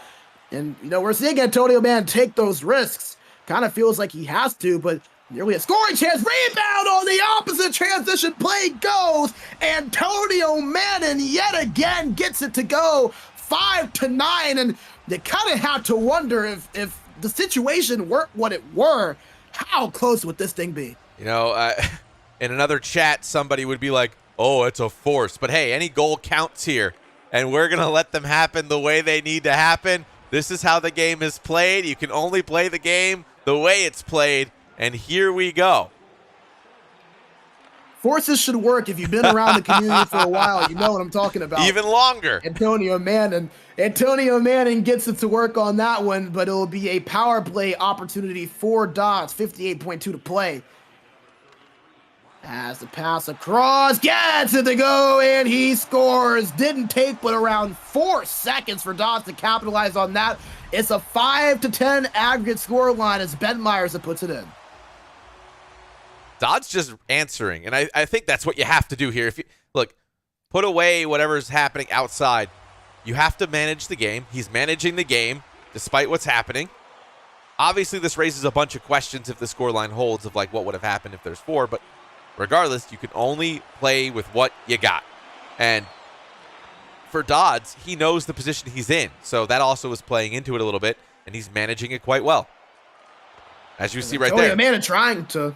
Yeah, he's trying to get things going here. He knows that he still could have a chance here if he gets a goal or two. It's a beautiful spin move shot on, saved by the goaltender, potentially blocked in front as well. So Antonio Mannon currently leading in the game 5-4, down on aggregate by 5, and here comes Dodds trying to take that 2. Spins, twirls, backhand, he scores! Dodds with the highlight reel play ties this game up. And we are all tied late in the 3rd period. What a beauty of a goal by Dodds. That's a highlight reel worthy, like you said. I expect to see that in our recaps here either tomorrow or next week. You would clip it and put it on social media. Dodds with the play of the day so far ties this game up, and he might not be done. Holding it past across forehand, saved, blocker side by Dreiger. 5 seconds to play. Dodds has it, one more look, shot on, blocked in front. And we will go to overtime, 5-11 to score in the aggregate. But we've got some extra hockey in game number 1, tied at 5 between Antonio Manning for Sweden and Dodds for the USA. And we're going to overtime. It matters. A goal here could be the turning tide. We talked about this. Hey, just a little bit ago, Pepka and Rouse took it 3-2 in overtime for game number 1 between them. Game number 2 between them was 7-1. Well, if you do the math there, that's a 6-goal differential, which is exactly what Antonio Manning is down right now. So if he wins this one and gets one here and make it a 5-goal differential and then wins the next game by 6, they advance. Anything can happen in overtime. Anything can happen. Antonio Manning trying to pull off one of the craziest comebacks that we've seen in esports history, arguably. Down by 6. A goal here could make it 5. He'd have to win 6-0 at least in the next game to make that happen. But has to win this overtime to even put that scenario into practice. This is a chance for Dodds. Doesn't go just wide. He still has it, however. Behind the net, wraparound, blocker, another shot, glove save, another chance, looking, holding. Triger picks it up, he'll hold it, passes it back out, almost picked off. And Antonio Manning will get it, throwing caution into the wind on that one. Dodds is buzzing. He's buzzing indeed, getting things going, and here he goes. He has numbers 3-on-2. Antonio Manning trying to catch up, a line change for Dodds, so he's all alone now. Has to hold, waits for his team to gather themselves and set up.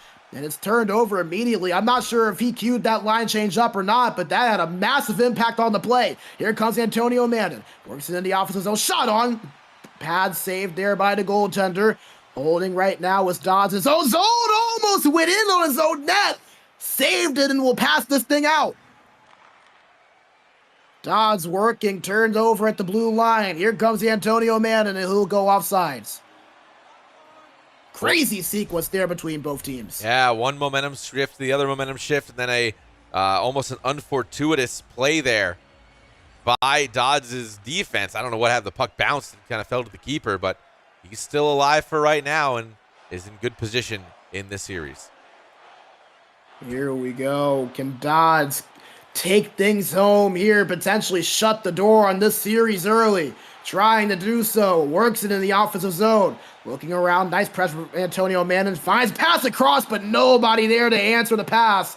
And here he comes, trying to continue the push, and he will. Has him behind the net. Holding. Nice defensive play from Antonio Manning. Hit him from behind to jar that puck loose, and he'll take it up the neutral zone. Works into the offensive zone. Pass to the right side. Shot on. Right pad save there. As Dodds will pick things up. 10.5 minutes to play here in overtime number 1. We will play it out for as long as we can until we have a winner in this first game. Critical goal awaits either side.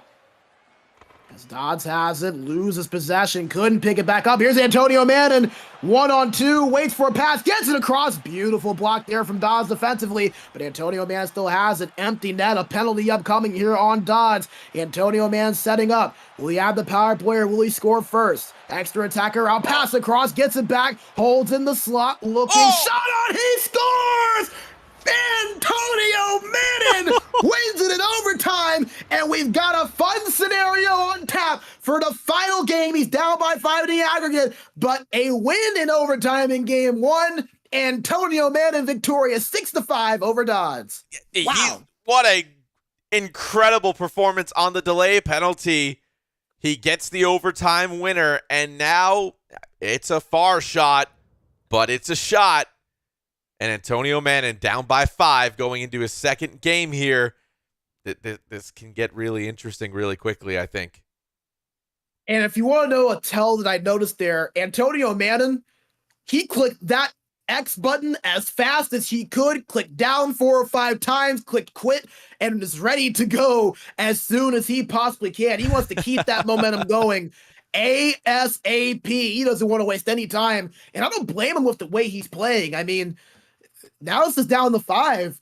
You mentioned that we saw it with Rouse and Pepcosta earlier. Pepcosta only up by 1 with Czechia in the aggregate score, came out and won that game 7-1. That's a 6-goal difference. I mean, if Antonio Manning does the same thing, Sweden moves on. Yeah, Sweden moves on. But, hey, on the other side, you have Dodds, who's like, okay, all right. Okay, I scored 5 goals in this game, and all right, I get it. I'm picking up what you're putting down. I'm not okay with any of this. Watch what I'm about to do. Is what I think he's saying right now in his chat. And you got to wonder, where's Cookie in all this? Is Cookie watching? Is he in Discord? Is he talking to Dodds about what's going on? You got to wonder where he's at as well, with him being the inaugural GWC winner. He has a lot of experience to bring to the team. So what's he saying to Dodds right now when the pressure's on the line? Yeah, I mean, you do kind of wonder if you're Cookie right now, do you have your feet up, sipping a nice glass of lemonade and just kind of watching the action unfold in front of you? Or are you in Dodds here a little bit saying, hey, this is what you could do to maybe adjust a little bit. These are some of the things to look out for. Because if you're Dodds, you have to remember, you do still have that 5-goal advantage, right? The pressure isn't really on yet, but you don't want it to get to that point, obviously, especially with Antonio Manning playing at the level that he is. And you mentioned that Dodds, I think that with him, he's a player that has a lot of experience. He's played at the top level before, first time in this tournament, but has played in games that really mean something and have a lot of levity to them. You kind of wonder if maybe he comes into this game and says, okay, playtime is over. We're going to go ahead and lock in. We're going to go ahead and take this thing home. I know that you guys may want it for the entertainment value, but I'm trying to push my team, push my teammate, and push my country forward to the semifinals. This next game is going to be really interesting. I think that the first 2 goals, if we get to that many, is going to really swing the way this thing goes. If Antonio Manning cuts that deficit down to 3, things get a little bit scary. Yeah, they but really if Dodds do. is able to get that opening goal, I think you feel good. I think you feel good as well. I think you're right on all of that. Quarterfinal number 3 and 4 tomorrow. Canada versus Switzerland and Finland versus Germany. More on that tomorrow. And then the semifinals and the finals next week. Right here in the finals, we'll be joined by none other than Cam and Grizz, as the 2 will be joining us for that finals gravitas, if you will. But right now, we're ready. Game 2 between these 2. Down by 5. Can Dodds hang on? Will Antonio Manning take it over? We will find out in just a moment. We will find out in just a moment, as once again we are looking at Antonio Manning's perspective, moving north on your screen, away Canada jerseys, Dodds moving south in the home U.S. kits. Antonio Manning has to win by 6 in order to move his team forward. Can he pull off the improbable as a first shot chance saved by Dodds? He'll hold on to the whistle right here. What do you do here? It's the third period essentially in your life of this contest. You just have to keep going, right? There's no way to play deep. You just have to keep pounding it offensively. Full attack meta is what somebody in the chat said. I fully agree. Yeah, full attack meta. The puck was in front of the shot on, saved by Dodds. As it still cycled around, shot went wide for Antonio Manning. And you said attack style, just go full force here if you can. Antonio Manning, the first 3 minutes here, 17 minutes left, definitely doing that so far. Holding it and cycling it around, applying all types of pressure. Passes back to the defender, passes back to the slot, backhand passes to the left side, shot on, easy save there made. And Dodds will take it, trying to alleviate some of that pressure Antonio Manning's putting on. It's in the offensive zone, holds, looks, goes down low, trying to find the options, holding it now over to the post. Trying to get an option here, trying to get a pass, can't find it. Looks still, just circling his way around, and that's something that we've seen a lot throughout this tournament, just trying to make those patient plays around the corner boards, waiting for something to open up across. Yeah, that patience is really paying off for a lot of the top teams.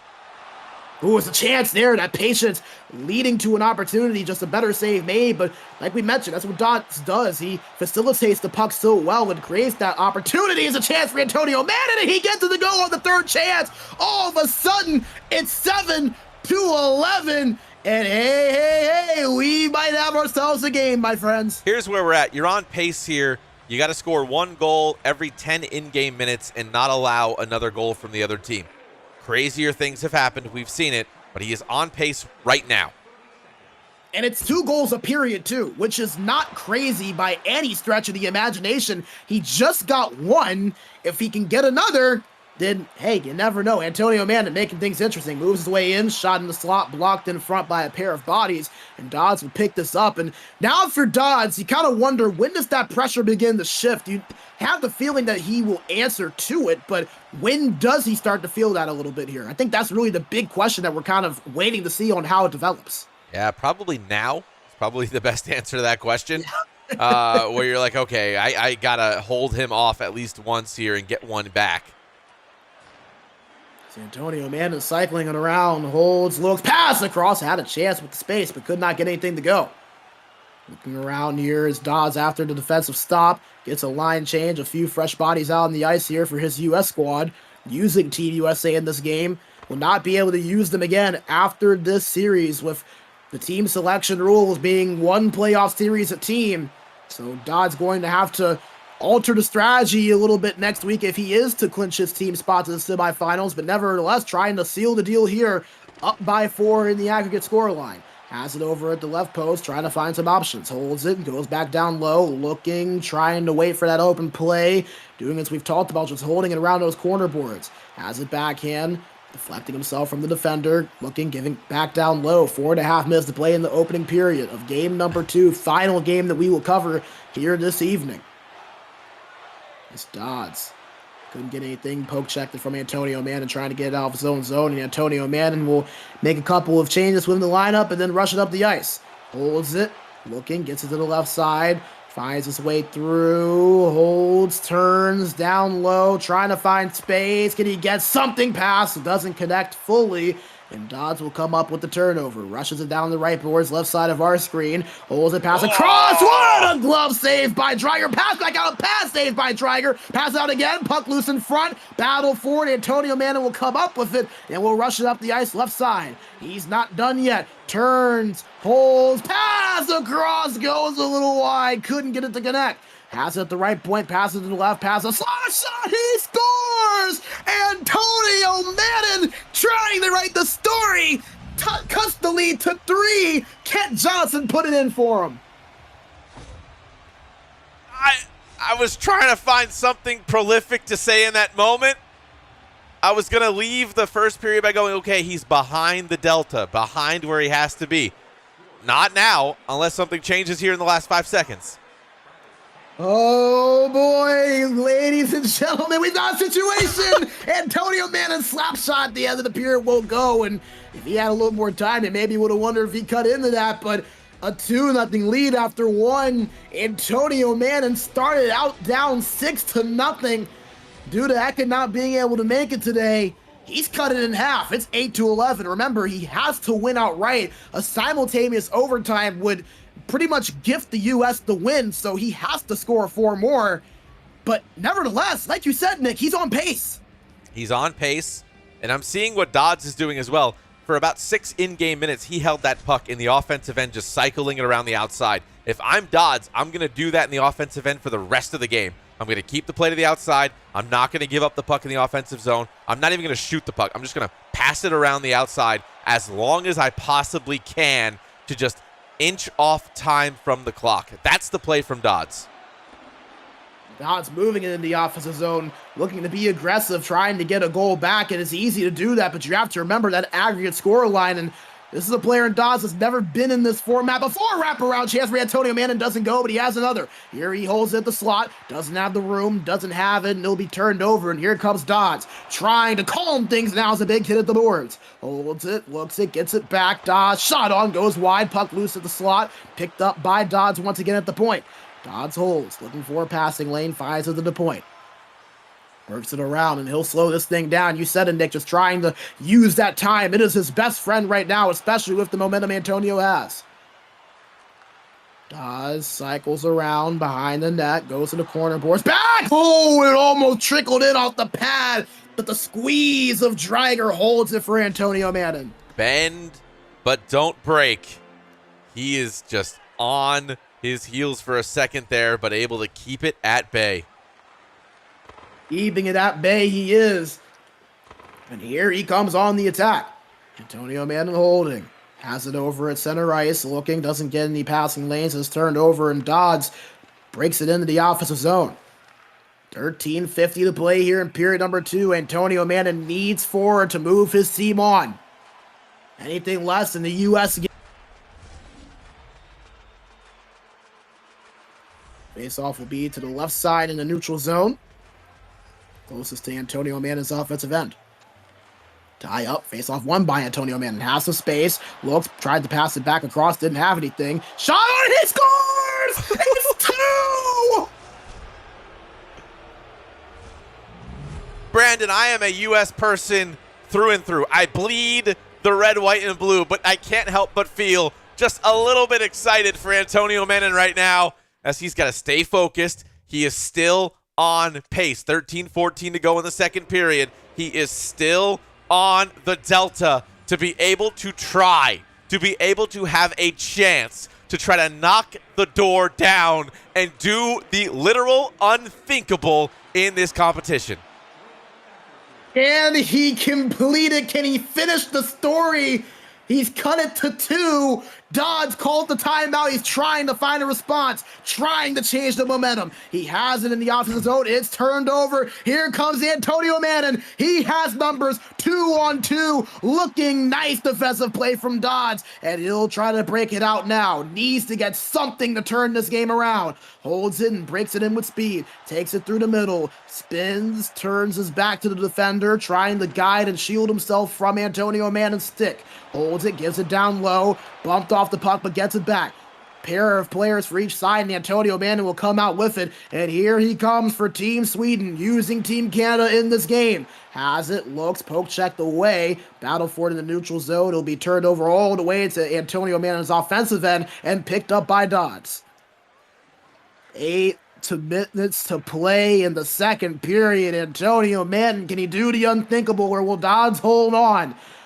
Looking. Dodds in the offensive zone, holding, spins, connects on the pass, shot on save, another chance, wide shot, gets it to go!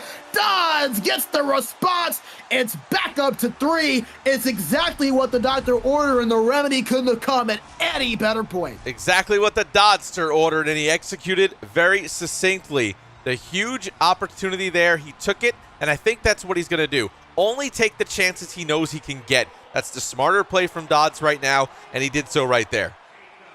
So now Antonio Manning needs 4. He'll have to get one back. Dodds with a big goal right there for the U.S.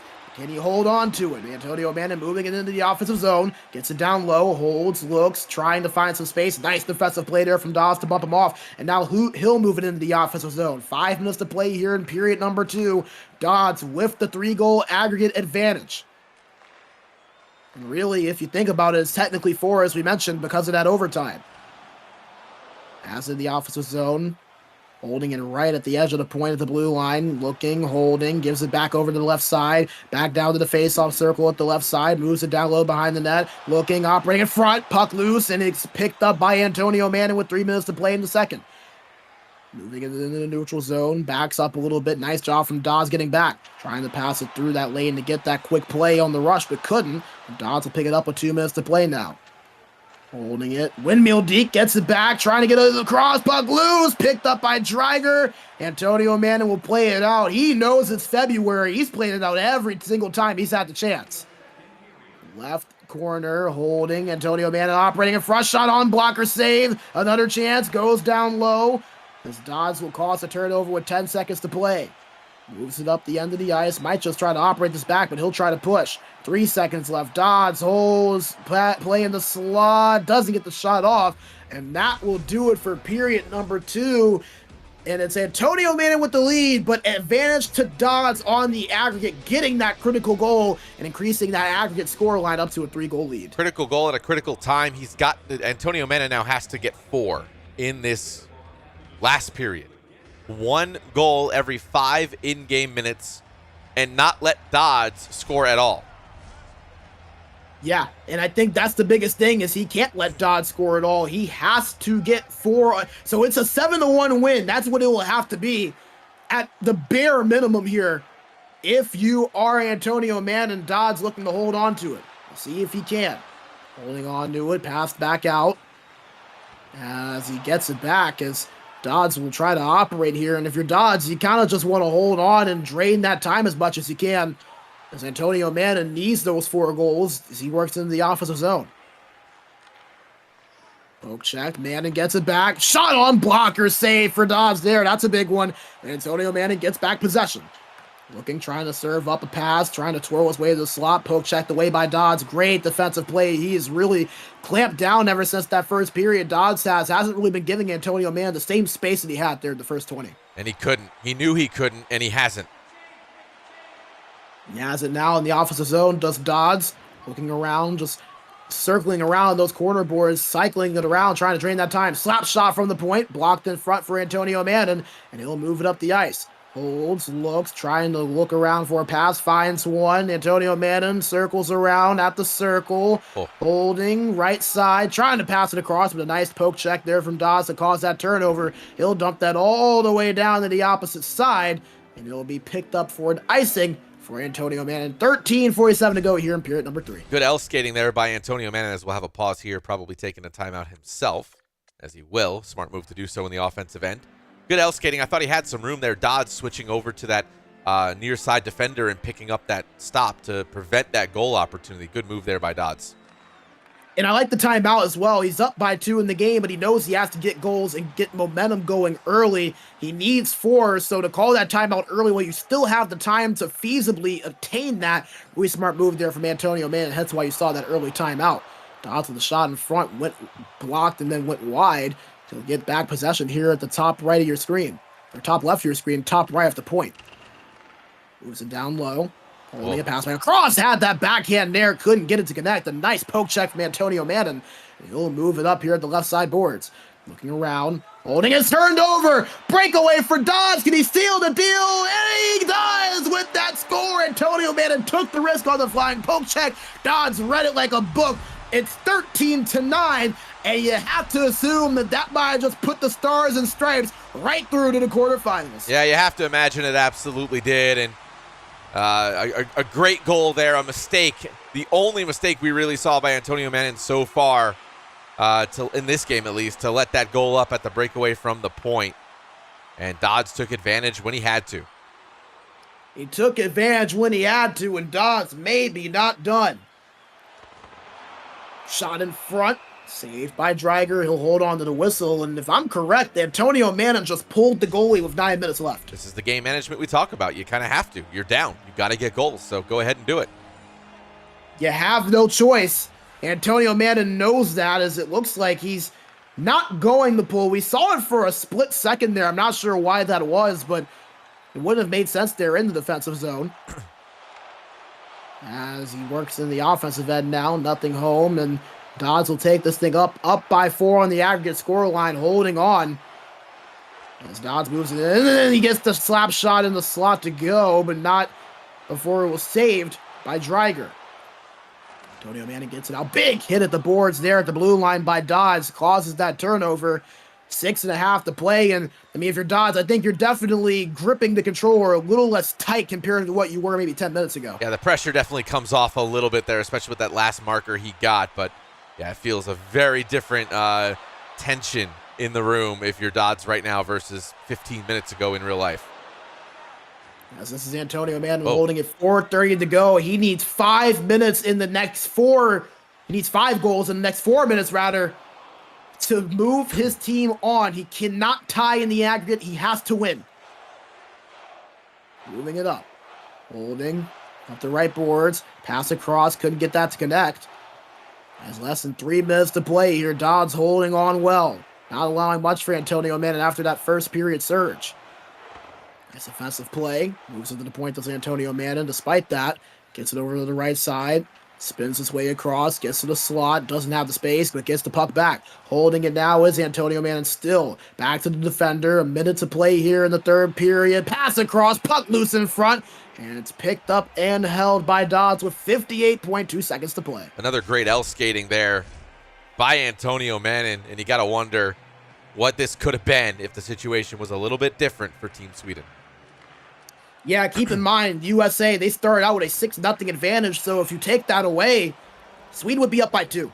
Yeah. So it just goes to show you the work Antonio Manning did, but the hole just too deep to climb out of, and it's an unfortunate situation because Antonio Manning did his job and then some. He did what he needed to do. Just unfortunate circumstances with Ekin not being able to make it today. And Sweden going to be knocked out. And to be honest, I think what you would say is just as heartbreaking, if arguably not even more heartbreaking than the last 2 years. Dodds moves it in, looking to increase that aggregate score line just a little bit as he gets a chance. Pad and then glove saved by Dreiger for Antonio Mann. 32 seconds left, but you kind of look at things for Sweden. We talked about it last week, trying to make it to the finals. They lost in the finals to Finland in 2020. Lost in the quarterfinals in that upset to Latvia last year as Dodds piles on one more. It's 9-14 with that marker, and if I am correct, that also tied this game 3-3, so we might see some overtime hockey potentially if they choose to play. We might see some overtime hockey to finish out the game. And Dodds not taking the L, even in this game where he had it in hand. So here we go. Looking with it is Antonio Mann. 15 seconds to play. Holding, looking, moves it into the offensive zone, trying to find some space to at least win both games here in the series, despite not being able to move on to next week. Has it behind the net, he's tied up, looking for something, 2 seconds to go, and he'll just hold on to it. So time will expire in regulation. 3-3 your score, 9-4 team in aggregate. It is confirmed, it is clinched. The USA are semifinals bound.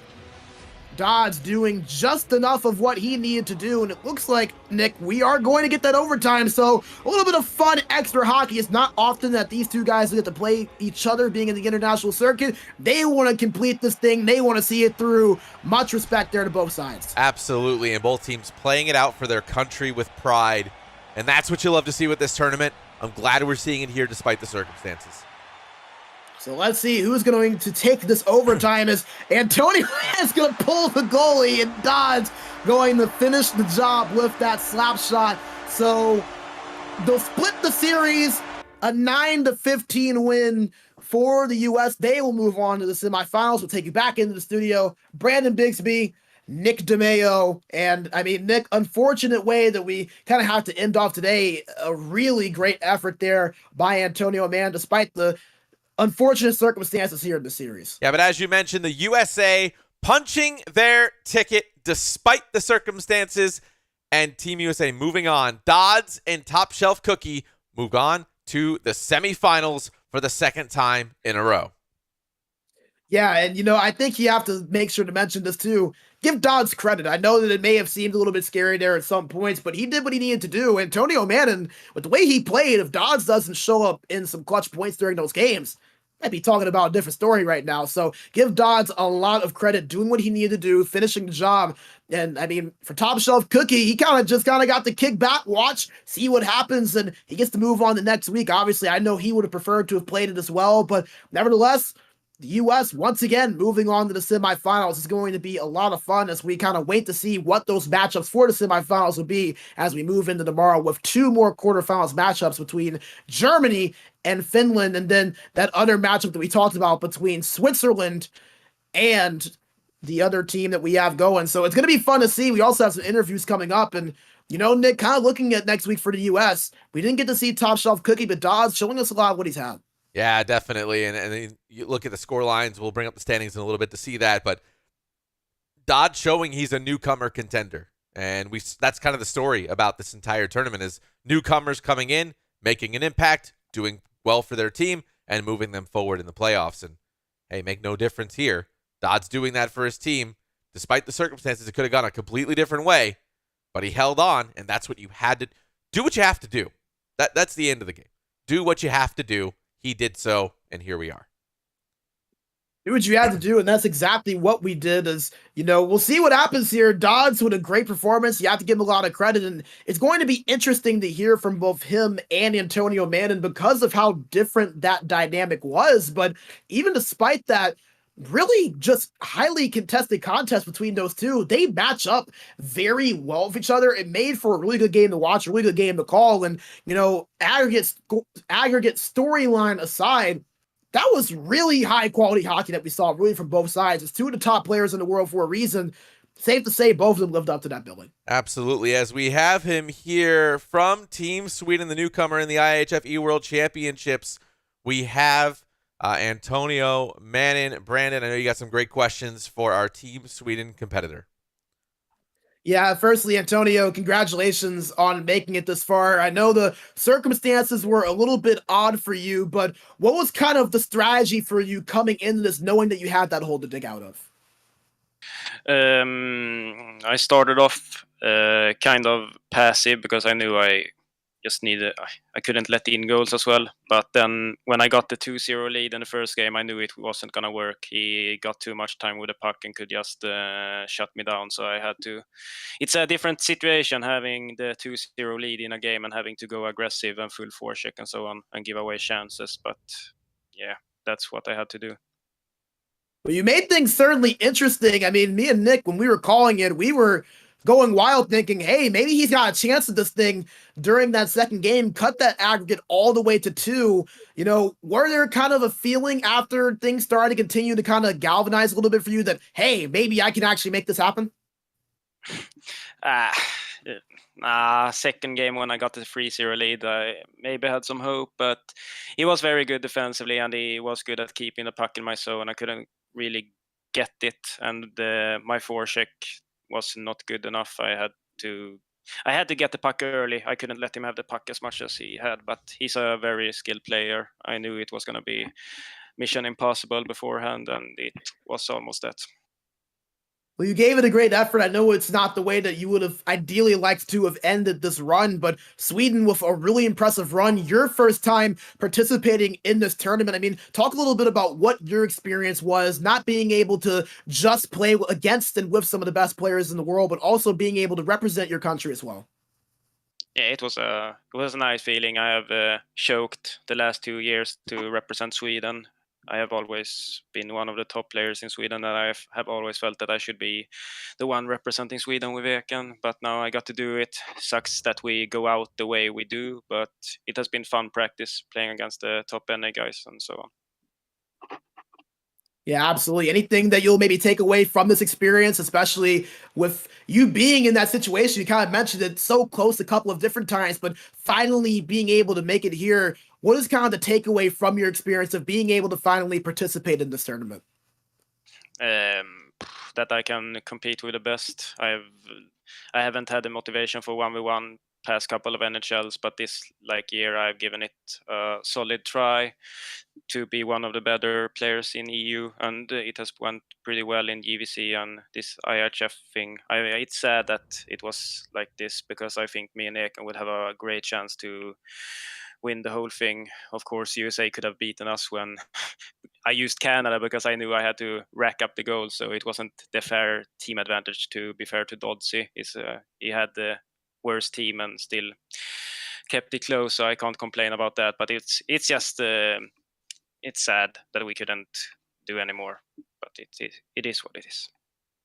Hey, you're taking it well, my man, and a very valiant effort. Last question for you, or really just the last comment. Anything that you would like to say to just those out there supporting you, some of the Swedish supporters that came out and supported you guys? Had a really very active fan base here throughout this entire tournament, so just wanted to maybe give you a chance maybe to talk to them and anything that you'd maybe like to say before we close. Tack för att ni kikade. Det gick inte hela vägen. Det är tuffa förutsättningar, men det är som det är. Vi får vinna nästa år istället. Hey, Antonio and Mannin, thank you so much for taking the time, and then congratulations on making it this far. Know you have a lot more ahead of you, very well earned, and very fun series there as well, despite the circumstances. So thank you so much, man. Really appreciate it. Yeah, thank you.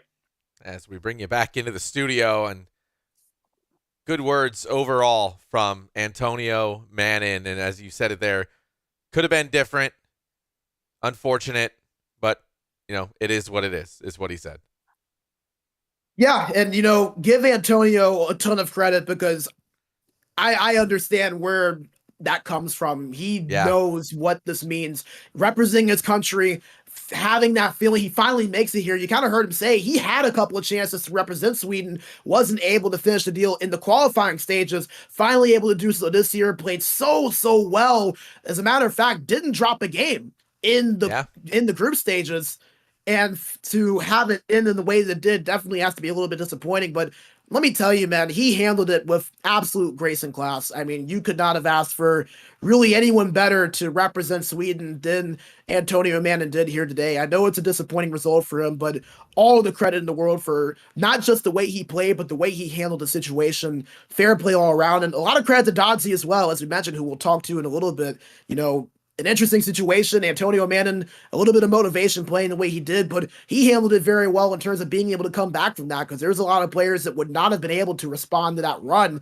You heard Antonio Manning say, like, when I got that 3-0 lead and cut it to 2, that's kind of the one time I thought, hey, maybe I've got a shot at this thing. Dodzy did what he needed to do to close things out, and right on cue. Looks like we have Dodzy right behind us. We do. Dodds, thanks so much for being here, and we just wanted to talk to you as well after, not the best circumstances that you wanted to play in, but I mean, fortuitous for you, of course, but you still had a job to do, and you did that job, and you guys move on to the semifinals. Yeah, it was a really tough circumstance for Antonio. He played amazing. I knew coming in that having a 6-goal advantage would definitely be on my side, and we did what we had to do. Yeah, you did what you had to do. When something that really stood out to us is that it felt like whenever Antonio kind of started to get those glimmers of hope and had those momentum plays, you always just found a way to answer and respond. What kind of was it like for you being able to get there? I don't know if the pressure really got to you too much, but if it did, you definitely never would have noticed it. Yeah, when he went up 3, I kind of was stressing out just a little bit, but I knew as soon as I got one, I would be fine. I think every game for me, I just need 1 goal, and we go from there. Yeah, knowing the situation that you were kind of looking at having that 6-goal advantage coming in, was there any altered strategy for you in terms of how you would play things and to kind of make you go a little bit more defensive and assertive, knowing that you had that advantage? Oh yeah, coming in, I just knew I had to play defense first, and I'm a very good offensive player in my opinion, so I knew the goals would come. It would just be up to me playing good defense and controlling the puck. Yeah, you guys chose Team USA for this round. Not really sure when things kind of developed, but when was it that you guys decided that that was the team that you wanted to select? Would have it been a little bit different depending on the scenario, or did how things play out impact the decision for what team you guys went with? Yeah, we chose USA because we wanted to save, obviously, Canada for the later rounds, and we thought that USA was a good fit because we used them in the qualifiers.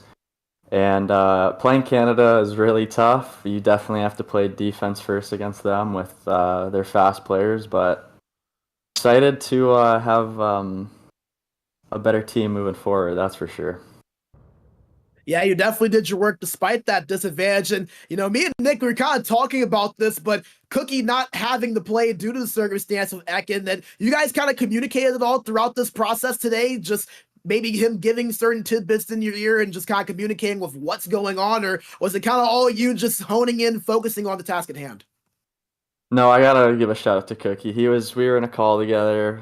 He would help me out, just give me some motivation in between periods, talk about what's going on, what I should change, tips, and all that. So we really worked together today, despite him your not first playing. time here in this tournament.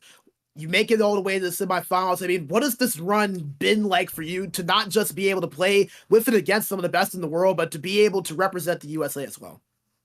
It feels amazing. I know I played in it last year, didn't qualify. This year I took 1v1 and this game a little more seriously, and I've been pretty successful this year, and I'm very happy to represent USA this year.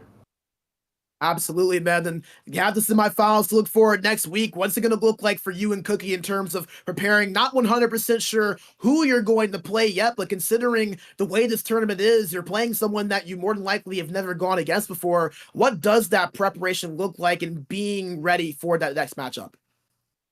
Honestly, in my opinion, there's no preparation really for this tournament because of the ping difference of how far away they live. You've never played them before, and obviously you can't play them before the tournament because we play them next week. So I think you just gotta show up and play your game and just see what happens. Thank you so much, man. Anything you want to say to any of our American fans out there watching before we wrap up? Just thank you for supporting, and I'll try to get the job done next weekend. Dots, thanks so much for the time, man. Congratulations again. Appreciate it. Thank you, guys. And there's Dodds, everybody. Wow, good sportsmanship by both sides, Brandon, as we wrap up here for today's a little bit more abbreviated competition, but nevertheless, a lot of exciting things, and there was a little bit of suspense in the air right up until the last moment. Yeah, and just have to say all the love for Dodds there with that interview. That was great from top to bottom. And, kind of interesting hearing some of his answers. He was saying, like, I gotta be honest, I was a little worried there when he got that 3-0 lead, cut it to 2. But, give him a lot of credit, man. I mean, one of the things with not just any sport, but esports as well, and NHL is no different, being able to pull through and come up with those big plays when you need them most. And I think we've seen not just today, but on a few occasions in this tournament to where Dodds has been able to step up and do that. So just a great interview. And like you said, Nick, just so much class from both sides. The way Antonio Mann handled it, the way Dodds represented the U.S. and just his answers and his honesty there and saying, like, it was a tough situation. I know we had the advantage, but gave all the credit and love to Antonio for his efforts in that. Just fair play to both sides is really what you love to see in tournaments like this. It's what it's all about. So props to Antonio, props to Dodds, congrats to the U.S., and congrats to Sweden as well for a great season. Maybe not the ending that they wanted, but still a lot to be proud of with the way they represented. So Sweden out, Latvia out, Czechia and Team US wait to see the winners of quarterfinal number 3 and 4 tomorrow, right here, same time, same place. Canada versus Switzerland, Finland versus Germany. And I know 100% that everybody is paying attention to what's going to happen, not only with Canada and Switzerland, but I think the featured marquee matchup tomorrow is Finland versus Germany, where anything could actually happen, especially with, I know Eki and Frölunda have been watching today a little 6v6 action, so I know he's chomping at the bit to go and make a statement for his team, his country, and his entire community. So we want to thank all the sponsors, Skoda and Strauss, for making this absolutely entirely possible. We want to thank you watching at home for sticking with us through this entire coverage so far, the 2023 IIHF eWorld Championship, presented to you by those sponsors. We want to thank everybody at in our production team, our direction team, running things behind the stage to make this a reality for you, and the tireless efforts that they put in to provide this coverage. Thank you so much for your contributions in chat. We definitely appreciate it. So on behalf of our sponsors, our team behind the desk, and for Brandon Bigsby to my left, my name is Nick DeMeo, aka F5 Penguin. We will see you guys tomorrow, same time, same place, right here on twitch.tv/IIHF Hockey. Take care for now. See you back in the morning.